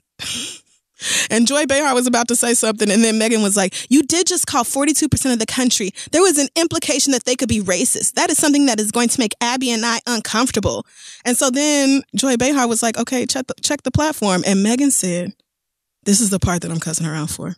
Oh, this is the part. I am John McCain's daughter. I am not someone who sits here and is okay with racism. John McCain. That's fun. Now, I know you have fond feelings about your daddy. I personally don't. When he died, I shuffled a little jig. I didn't. Because he was, some of the incredible irony about your father is that he was like struggling with a brain tumor, dealing with that, and probably lived a lot longer than, the average American would have, because he had such incredible wealth and the best doctors and all the private care you could ever hope for in order to keep him alive as long as possible. At the same time, your raggedy ass daddy was trying to deny health care to the rest of us. So I don't have these same fuzzy feelings for that nigga as you do, but I would just like to remind you that your father voted against making MLK a national holiday. Your father felt like that wasn't something this country needed. And so what you're not going to do is prove to me that you're not racist by citing your own fucking daddy, girl. That's not it. And you can be for border security, even though, you know, borders are imaginary and no one is illegal. You can be for border security without being for this fucking wall, which is a $5.7 billion, and that is grossly underestimated investment in something that doesn't even protect the entire fucking border and then will require so much money to maintain. You're going to need people guarding the fucking border. You're going to need people like in watchtowers and shit trying to see it. It isn't even going to be just $6 billion. And so if you are for this fucking wall, which is a massive waste of taxpayer money that could be used, you know. Oh, count the things. So many things. Our children, we could start with our children.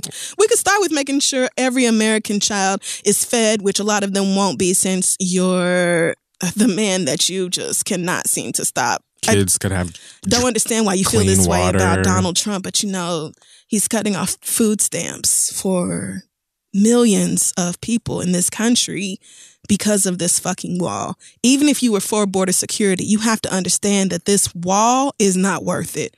All this money for what? Most of the undocumented people in America get here by plane. The plane can go over the wall. This is about hating Mexicans. If it was about hating immigrants, you would be putting the wall. At least the northern border covers more of Canada. You're just talking about this strip. And it's like, what? It's all about keeping Mexicans out. Mm-hmm. It's all about the people who cross the border from the South. It is not about getting these 90-day fiancé hopefuls and all them other motherfuckers out of here. It's not that. It's not keeping these Europeans who come over for extended vacation and then just go back home whenever the fuck they feel like it, if they feel like it. It's not about that at all. It's not about ending chain migration for whites.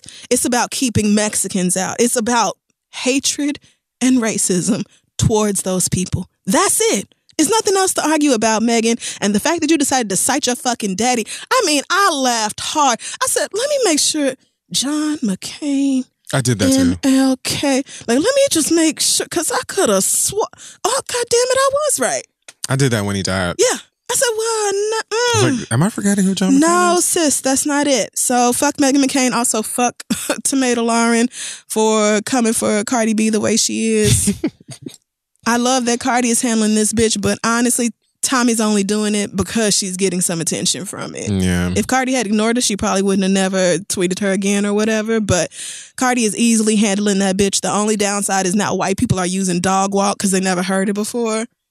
And so it's about to trust. Watch. White people are about to start saying dog walk all the time when it's not appropriate. Because every time y'all learn our slang, you start fucking it up and then we don't want to use it no more. And if I have to stop saying I'm a dog walk this bitch, I'm going to be really pissed. Yeah, I kind of... fucking white folks. I'm very attracted to that phrase. But the other person I want to cuss out this week is a man named Nathan Sutherland. He is 36 years old. He is a licensed practical nurse in Phoenix, Arizona. I heard about this a few weeks ago and was going to talk about it on the show, but I am glad I waited until now because don't know if you heard about this story at Hacienda Healthcare. There's a woman who has been in a coma for since she was 3 years old. She's 29 now. So Whoa. She has been not in a coma, but she's been in long-term care, and she is in a coma or a vegetative state, something like that. She's not conscious. Okay. Anyway, I think 3 or 4 weeks ago, this woman went into labor and delivered a baby. Oh my God. And so I think the CEO of the company resigned because clearly someone had raped this woman.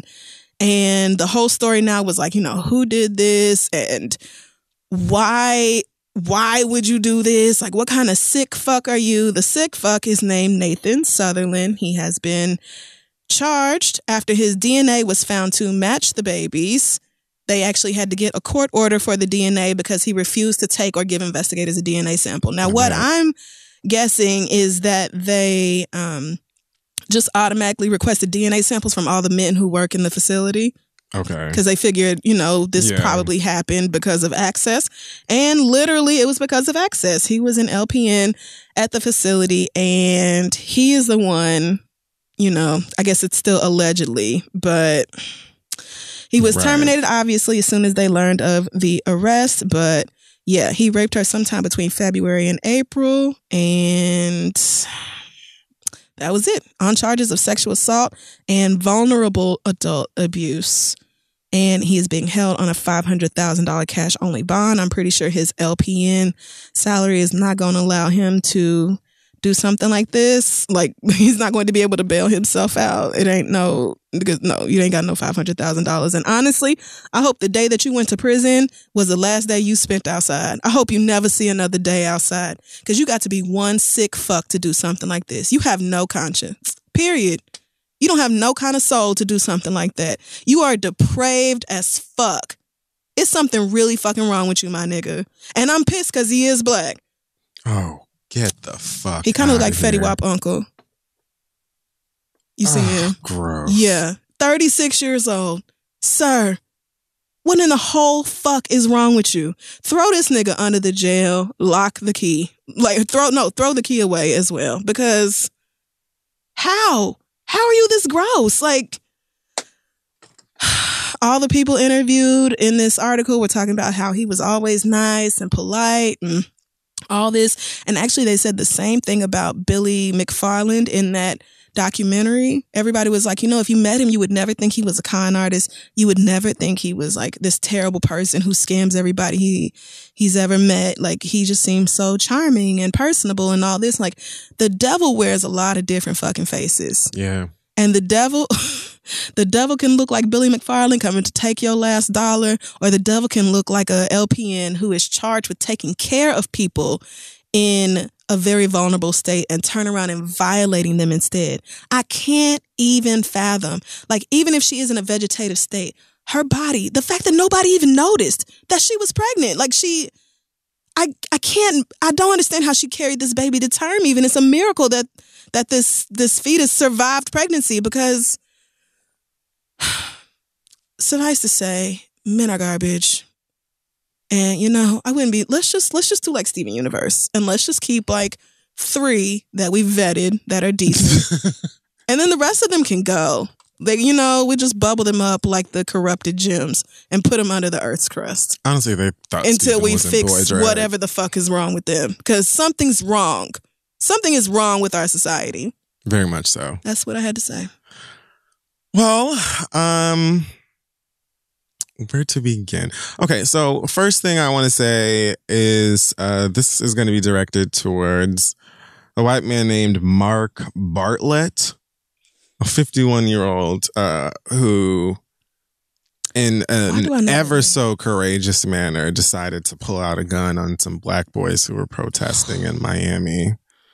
Oh no. So there is this protest / movement called Bikes Up, Guns Down. A bunch of kids and other protesters ride their bikes around Brickell in Miami. And the protest is it's sort of in the topic of gentrification, essentially. The housing situation in Liberty City, right. And, them tearing stuff down and black people being priced out and moved out of the city that they lived in and grew up in and all of that type of stuff. So that's essentially what happening the protest in a lot of was places. About. Yep. So many places. So many. Correct. That smacked the fuck out of me because I'm living and watching it all around the city all of the time. And I go all over the place when we travel and stuff and hear about it happening there too. And this is it's crazy. The whole nation. Anyways. So, at some point, a woman named Dana Scallione or something like that gets into a screaming match outside of a vehicle with some of the boys who are on their bikes protesting. This video went viral. At first, you could see, the first thing that you see in the video is this woman, who happens to be white, yelling at this younger black boy who's backing away from her. And she says something like, get out of the fucking road and don't touch me, or something like that. But I want you to know, she's approaching him with her finger up in his face, and he's backing away. And she's in a car? No, she's outside of the car. Okay, outside the car at this point. Got it. At some, right after that happens, one of the boys' friends or associates, one of the boys who was there with them, approaches them on his bike. If you look at the video, he doesn't she claims that he rode the bike over her foot. I didn't see the bike touch her foot in the video, but let's say that the bike did run over her foot, right? Just by looking, whether you're in the situation or not, it was very clear that he did not do that intentionally, right? So you're out here fussing with this group of boys for protesting in the street. It is very clear that they're protesting because they have signs in their hands with what they're protesting on the sign. So you were upset for what? Just because it was some black boys sticking up for what they believe in? Yep. Or I don't really understand. That's what it was. Not too long after that, you see this guy, this 51-year-old dumbass named Mark, approach them with a gun in his hand. Of course, little white girlfriend comes in and says, yeah, he's that one. He was the guy. Oh, God. And of course, the boys by that time, they see the gun and they're they disperse. They move because we already know what time it is. Right. Trayvon was just down the street. So, wow. Fuck, man. We're not even going to play that game. Oh, man. He's calling them all kinds of niggers. They both call them a bunch of thugs because they're doing what? Again. Them Covington Catholic boys are the thugs. I'm sorry. The fact that you felt like you needed to pull out a gun and approach these boys when first of all, y'all started with them before that. Because there's also video of him in the car yelling at them while they're on the street. And I'm assuming that took place prior to the video that we saw, because the boy in that video said that he was telling him to come, the white man in the car was telling him to come over there, and then he saw him pull out the gun. And he was like, when he saw the gun, he moved away. And again, in the clip that, went viral, you hear her yelling to them to get out of the street. And then talking about somebody ran over her foot. Oh, girl. So he's since been arrested, and I can't remember what thank God for that. We're charging him with. Carrying a concealed weapon.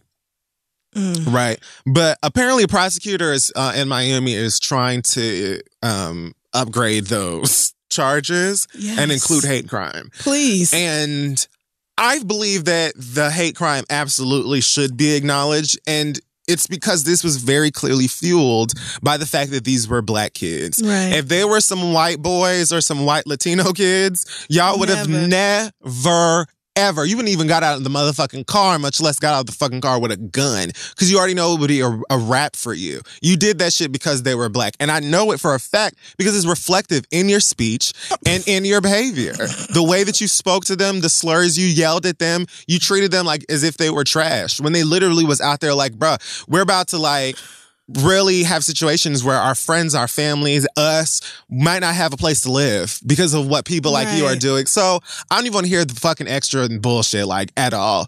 Give this nigga his just desserts. I don't know who the fuck you think you are running down on somebody's fucking baby with a gun over your dumb ass girlfriend who for whatever reason is not in the vehicle that you're driving and rather is outside of the car fussing with these fucking these children. Woo.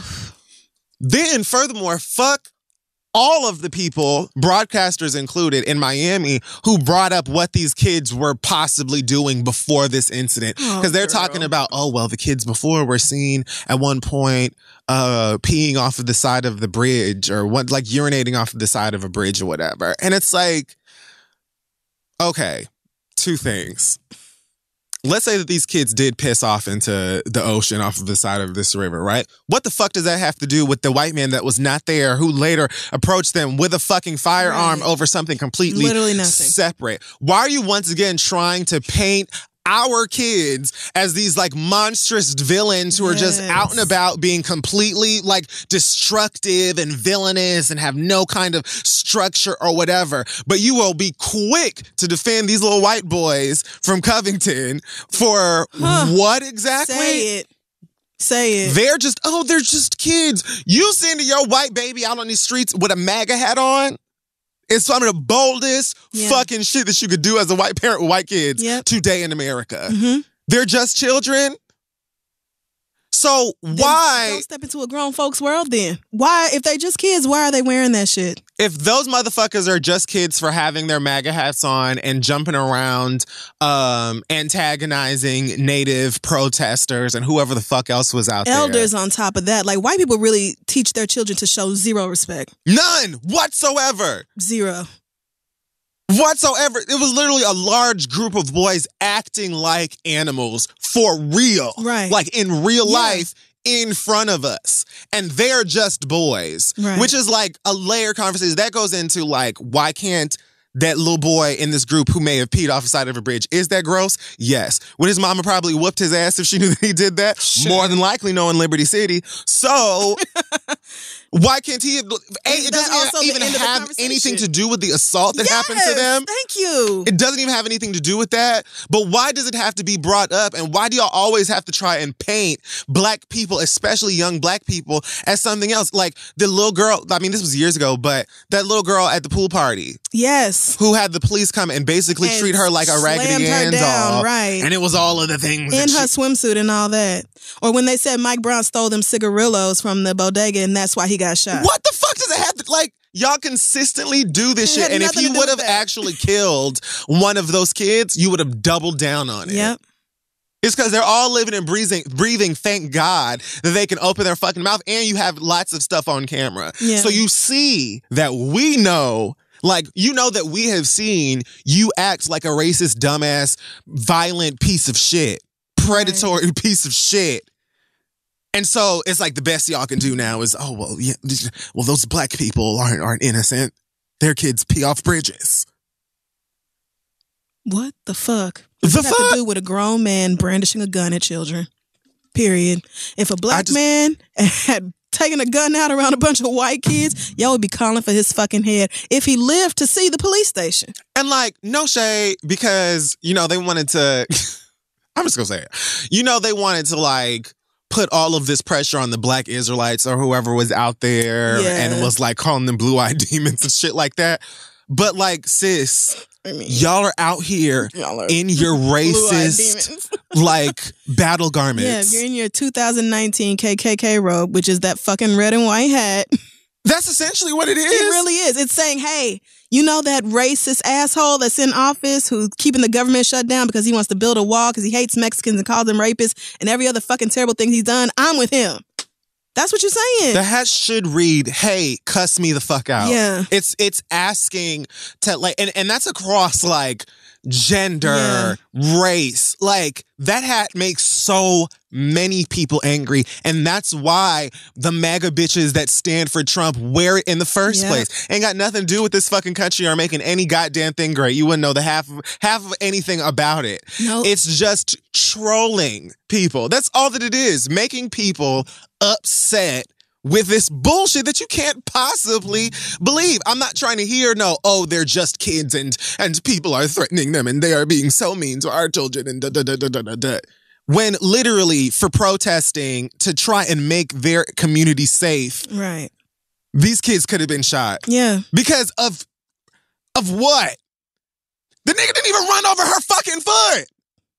They don't need a reason. So I just had to give fuck you from my heart to Mark and to Dana, especially because this happened in Miami, which, you know, is the reason I'm not shocked. It doesn't surprise me at all. Like, I lived there for the majority of my life. The racism that takes place there across, like, you know, whether it's just white Caucasian people, the Veronica Vegas and the young Hollywoods. Like, it really don't even matter. Like, black people in Miami, as lit as we have made that fucking city, get treated like trash consistently. It's like a normal fucking thing. Right. The only difference is people were recording it and put it up on the internet, like many of these fucking situations. Because if that camera wasn't there, I wouldn't be surprised if you popped a couple of them shits off. Like, into somebody in the air, regardless where. So, fuck you. Right. And I hope they give you the max that they can. Did you see that the man, whatever his name is, who had the gun out, said that he called them niggas because black people still use the word, and if black people didn't use the word, then nobody else would? So, wow, the racists have not updated their handbook of talking points in all these years. Y'all, you use the word nigger because that's how you feel. Y'all called us that. I mean, yes. I mean, we can really kick it off right there. Y'all have been saying it longer than we have. Fuck you mean? You inherited it. This is why Black people should be getting free therapy, because it's honestly like living as a Black person in the world is almost like banging your head against a wall continuously for your entire life. Yes. Because all that really comes out of it is like nothing happens. No one even really listens or digests the stuff that we say. Right. And it's like, we are the first people you should listen to, right? Like, I just saw Perez Hilton, God forgive me for even mentioning his stupid lame-ass name, another white from Miami, defending Gina Rodriguez, talking about he don't believe her to be anti-Black. We don't care what non-Black people have to say about that. We don't care. First of all, I don't even want to talk about Gina Rodriguez and that acting class she put on as Sway. When she worked, bitch. I said, someone give her a fucking round of applause. Bitch, do I have any spare Emmys? Because, goddamn. Mama wants her trophy. Sis, okay, I think she even conjured up a tear or two. Yeah, there was a little something. Said, they gave her like give Gina her fucking flowers, right? Because this bitch acts. Gave her a little napkin to dab away her moisture. I don't give a fuck. White people, you cannot defend somebody who's being accused of being anti-Black. It just... That's so far outside your lane. We don't care. You know who you're trying to convince? Black people. You know who Black people not going to listen to? Somebody white. Not about being anti-Black. Especially not you. Especially not you. It's not Tina Marie. Oh. Right. It's not even a white we trust. It's not even like a white, it wasn't JoJo. Somebody who's just sort of white by default. Right? Someone who didn't choose to be white, they just happened to be. I mean, I don't even know, bro, like what the world is, but I'm just saying, like, there's only so much that we can take. Yeah. And with the exposure of racism being so frequent in comparison to, decades ago, it's like on one end, it brings a lot more light to it, which I think empowers a lot of people who can stomach it. You know what I'm saying? Like, you motherfuckers who be at every march and watch every video and do everything. Like, I be skipping over shit. I didn't watch this video the first day that it came out with this nigga because I read what it was about and I was like, I don't want to see this right now. I feel like being mad. That's me with like 90% of the headlines people tag me in. I'm like... I was in a good mood and now I'm not because of this incredibly traumatic article you just linked me to. And now I don't want to read it because I don't want to feel worse. Like, this is bad. I don't fucking want to know. Shit. But you legit have no choice. So that's what I'm saying. You either gonna read about it or live it. On one end, you have the possible empowerment and just the knowledge and we're at the point now where white people are still attempting to act like all of this stuff is fabricated and fake news and whatnot. But you really can if you have any sense of common sense. Right. But on top of that, being exposed to it so consistently also does damage because it's like every day you got to get up and have something remind you to the most extreme possible way that like being Black is just... White people act like America wouldn't be a flop without us, and it absolutely would. Without Black Americans, who only make up 13% of the population, I'll remind you, this country would be a fucking flop. From its creation, its colonization, until this very day. Y'all motherfuckers would literally be walking around in circles in the grass making a bed like dogs do. Please, y'all would probably still be dying because you didn't know how to bathe yourselves properly. I feel like Black people introduced y'all to washcloths, but...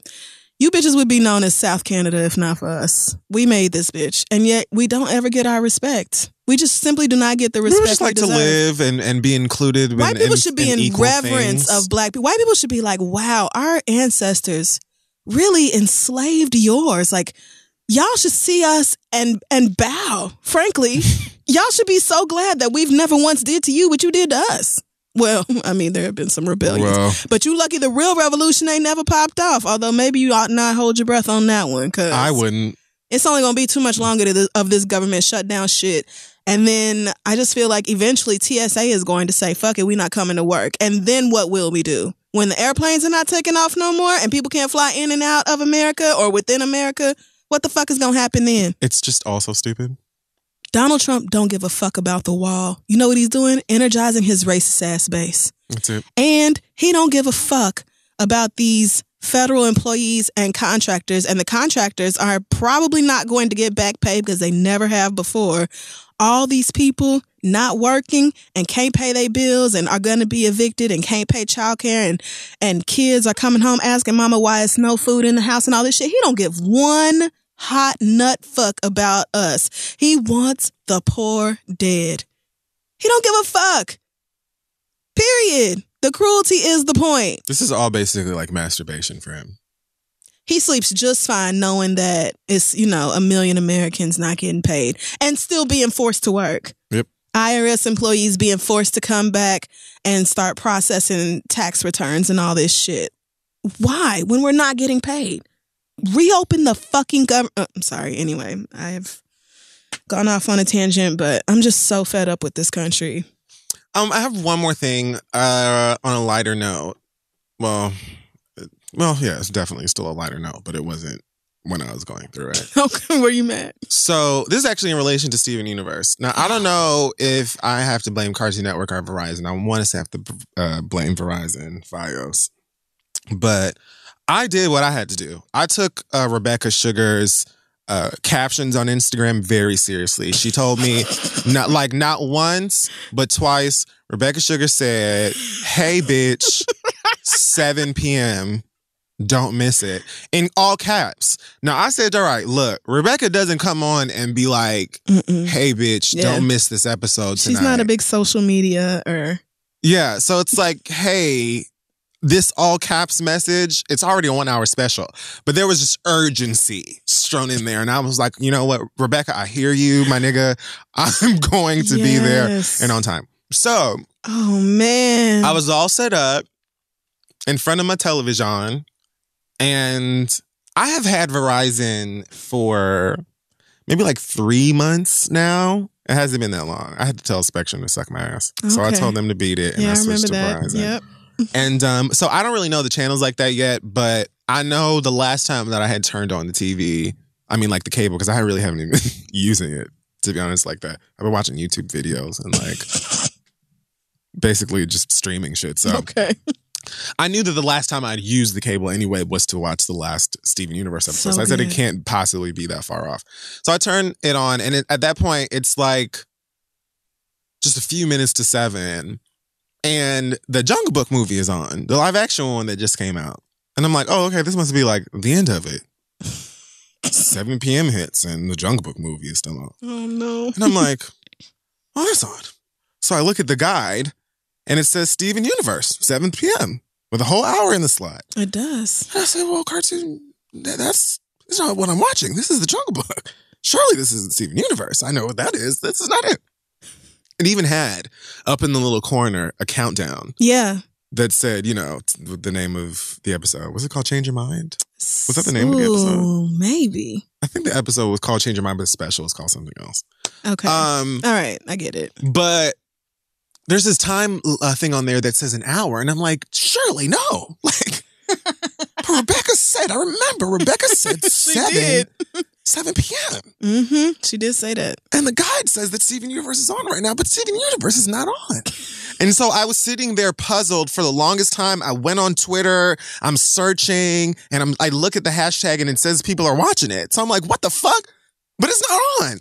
Then I realized maybe like 5 minutes past 7, there are two channels when you have HD. Oh yeah, there's a regular and the HD. I was on the HD channel. It wasn't in HD? I have an HD TV. Yeah. So why wouldn't I? That's the reason I pay for them. Right. So, my TV automatically goes to the HD channels when I land on a regular channel. Same. Okay. Or even if I go, even if it doesn't, it'll be like, do you want to switch to the HD I just set it to always switch to HD. Mine does HD. On Verizon. On Spectrum, it used to ask you, hey girl, would you rather watch high def? So I'm like, all right, let me figure out what the regular Cartoon Network is and see what's playing on there. Find it in the 200 somewhere, jump into it. Sure enough, they're 5 to 6 minutes into the Steven Universe. So I'm like, that doesn't make sense. Who the fuck do I have to cuss out? Because few things. That don't make sense. Why are they playing two different things? Like, right. Why aren't they playing the same thing at the same... I mean, it's the same network. I don't understand how they're airing two different pieces of programming at the same time. The difference is simply in, like, resolution. It's not... That's so aspect weird. ratio. It has nothing to do with, like... They're always playing the same thing. Yeah. Sometimes they might be like a few seconds off, I've noticed, but never a whole ass motherfucking hour. Furthermore, it's not even just the show, my nigga. Like, do you know that the HD Cartoon Network is literally out here promoting something that it's talking about? Next up, Steven Universe, da-da-da-da. Tonight at 7. I'm like, nigga, it's 7:05. Like, this is all wrong.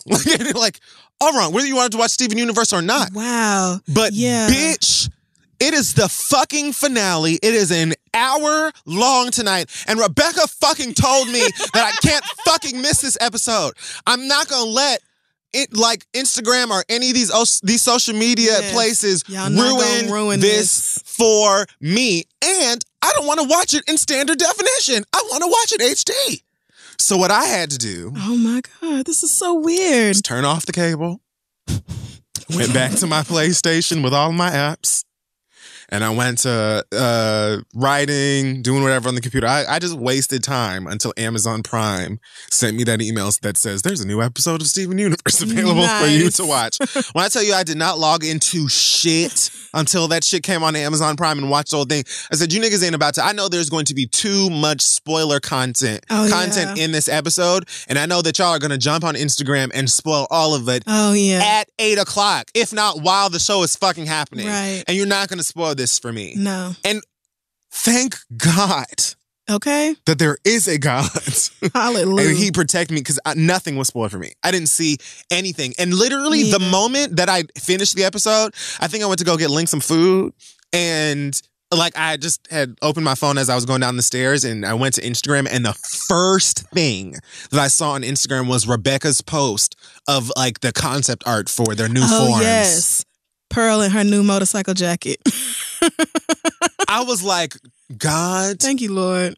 You know what? I said that I was going to open my mouth and I was going to start acknowledging all of the blessings, big or small. And I'm going to acknowledge this big one because A, what an episode. We already talked about it. But B, I hate shit I like being spoiled for me, period. I got to catch up on Shmurda. I'm about to get that shit spoiled for me too. Oh, Lord. Yeah, you probably are because you behind at this point. I don't know who. I want to say it's a Verizon thing. I think so. I don't know, but it sounds like it because it sounds like Cartoon Network was like, we're airing the fucking movie, obviously. And so maybe Verizon, maybe somebody, I don't know. I don't know how that works. I don't either, but y'all better stop. I would have been so pissed. It showed up just fine on my DVR. I would have been so mad at if somebody had ruined Obsidian for me. Oh, and then I tried to be slick, right? I tried to be slick because usually Amazon might not send you the episode. They'll send it to you like in the middle of the night, maybe midnight, sometimes like a few hours after midnight or whatever. And so I was like, all right, I'm going to record the hour after the HD one. Just in case. It said after that Steven Universe on the slot said Samurai Jack and then maybe American Dad or some Adult Swim shit. So I was like, all right, I'm going to record those two because they should be Steven Universe, right? So the whole thing goes off. I wait till 9 o'clock then so that I can jump into the DVR. Hit play, Samurai Jack. Oh, no. They played who? They didn't even hear it. Who is responsible? Somebody played a game. Oh, no. And if it happened to any of y'all, if you're as big of a fan as I am, and it happened to you and you did get something spoiled, I believe that you deserve compensation. I don't know if they can credit your account. Because let me tell you something. I would have fully called Verizon and be like, I don't know what you're about to do about this next bill. Because like, I'm just not going to do it. Like, I don't. You can't play with people like with finales coming on TV. No, you can't. Steven Universe doesn't even come on all of the time like that. We get it in spurts. Yep. So stop playing. That episode was too beautiful, too well done. Good. Too good. So good. To have that have happened. And you had like And the episodes are 15 fucking minutes long. And they be fitting whole stories into this show. It's just... They went around the world and back, literally. I can't. If somebody... I'm sorry. I just keep thinking that moment that I saw Obsidian and literally screamed. Had y'all ruined that for me, I would be filing a class action lawsuit against When they Verizon. said they were all going to fuse so they could get up the spaceships I just or whatever. started to tingle. And when they first jumped into each other and that light formed, I paused it, refilled my vape. And I was just like, all right, this is about to happen to me. Right. I was just like, oh my God. The fact that we had already gotten all of those fusions as they were falling down that thing. And I was like, nigga, we're getting another one. Like, I couldn't take it. Yeah. I'm going to go home and watch it again. Yeah. Sorry if you fast forwarded the other spoilers and then just came across these. Our bad. But it's that good. Go watch it. Yeah. Shit. I mean... Even if we have spoiled it for you, go watch it anyway because you still haven't gotten the full scope of how great it was. It's not... You still need to experience it. Yes. But it is one of the shows that you need to watch from the beginning or pretty early on so that you understand what's going on. If you don't follow it, you just won't get all of the backstory with all the characters and everything. It's worth it. The majority of it is on Hulu. And like we said, the episodes are 15 minutes long. They're not even, sometimes they're like 11. So yeah, they're really very, short. very short. Right. So you can absolutely breeze past. I've actually watched Steven Universe front to back, at least what's on Hulu and what I have purchased on Amazon, like a ton of times. I've watched them so many fucking times. But we didn't sit here and describe what everything fucking looks like. I told you that Pearl got a jacket and I like the visor on Homegirl. And that's a cute jacket. Oh my God. What an amazing show. God, I love that fucking show so much. It's just perfect. So yeah, anyway, somebody tried my nerves and really decided that they were going to try and take my experience for me that I had been waiting for. And I don't even understand how that happens. Somebody needs to answer for their crimes. That's it. And that's all. Well, that's it for me. All right. Well, that wraps up this week's episode of The Read. Check us out at thisistheread.com and on social media at thisistheread. We have a live show in February coming up. I was like, what? Aren't we doing something? Our 6-year anniversary show is February 23rd. Tickets at thereadlive.com. I do have something to announce this week. Oh. But I didn't have it pulled up. I'm actually coming home to my hometown, the place I grew up, Tulsa, Oklahoma. I am coming February 7th. I will be at Rudisill, which is the library on the north side. As the library I grew up going to every summer. My mama would take me every week and just let me check out that was the library where I checked out all the Stephen King books and learned what a blowjob was and used the word inappropriately. Oh, it's lore. Yeah, so it'll be nice to come back. Thursday, February 7th from 6 to 8:30, I will be at Rudisill. Not cursing, even though the flyer does say it is, for mature audiences only. I will still, try to keep it cute. And we'll talk about, things. Me and y'all and such as, but excited to do something in Oklahoma for the first time and just could not be more thrilled that it is at the library that I went to so many, That's gonna be trippy. many. I mean, and this library is just a few blocks away from my high school and it is right across from Carver Middle School, which is another, and it's just in that whole area of, Pine and Peoria and near where the Gap Band started and near where the race riot. Like, it's just so much history and so much of my history wrapped up. So Tulsa, I hope I see y'all there. There's no registration or anything. It's free and open to the public. So I imagine it's just going to be a space thing. So I guess get there on time because I'm not sure how many people will show up or even how many people can fit. So, all right. See y'all then. Okay. Well, that sounds fun. Do you have anything this week? Not to my knowledge. Okay. Alex would have texted you, I think, if you did. Yeah, probably. Whatever. I don't know. Well, Lord, what is Tamar crying about now? Jesus. She on here. She on the Yanla again? No, she's on Big Brother now. Her and Candy. No, I did not know that. She on here crying into her hoodie. I don't know why. It's a Big Brother in America? Yeah. Yeah. There's been a Big Brother.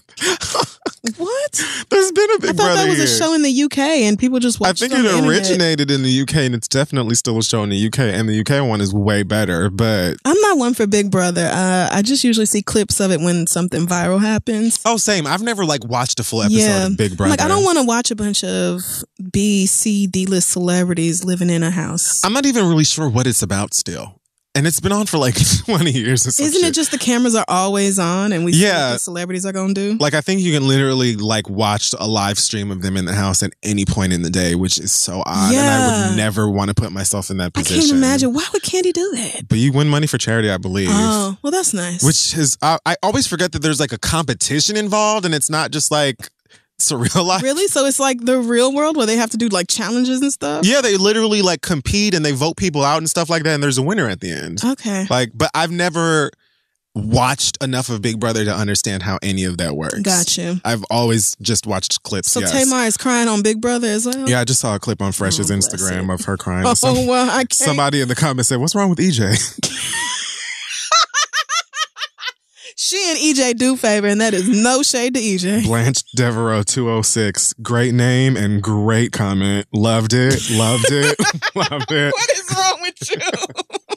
And Dustin sent me a video. I don't know if they was in there exercising or doing yoga or some shit, but they were counting down from, let's say, 20 or 15. And she's singing and being extra about it. Of course. And I was cackling. Tamar's so unintentionally funny. Well, all right. Are we done? Do we have an acronym this week? Sure. ACGS. You know what? A-M. M like Mary? C-yes. Okay, A-M-C-S. C-S. The fact that it was previously another letter should be a hint. I've already forgotten what that letter was. Yeah, I kind of did too. America's Most Cunt Supreme. Oh, this isn't about Beyonce. All men can suffer. True, but also not this. Okay, one more guess. Is it America? Any man can suffer. Anyone. Anyone. Yes, that's one word. Oh, it doesn't have King. Oh, I was thinking. Oh, shit. Anyone. Well, actually, it's not anyone anymore. Okay. What is it then? Whatever. It was anyone can get slapped, but then I switched it to any MAGA can get slapped. Oh, okay. So then should it have been AMAGA? AMCGS. Whatever. It don't matter. We will see y'all next week.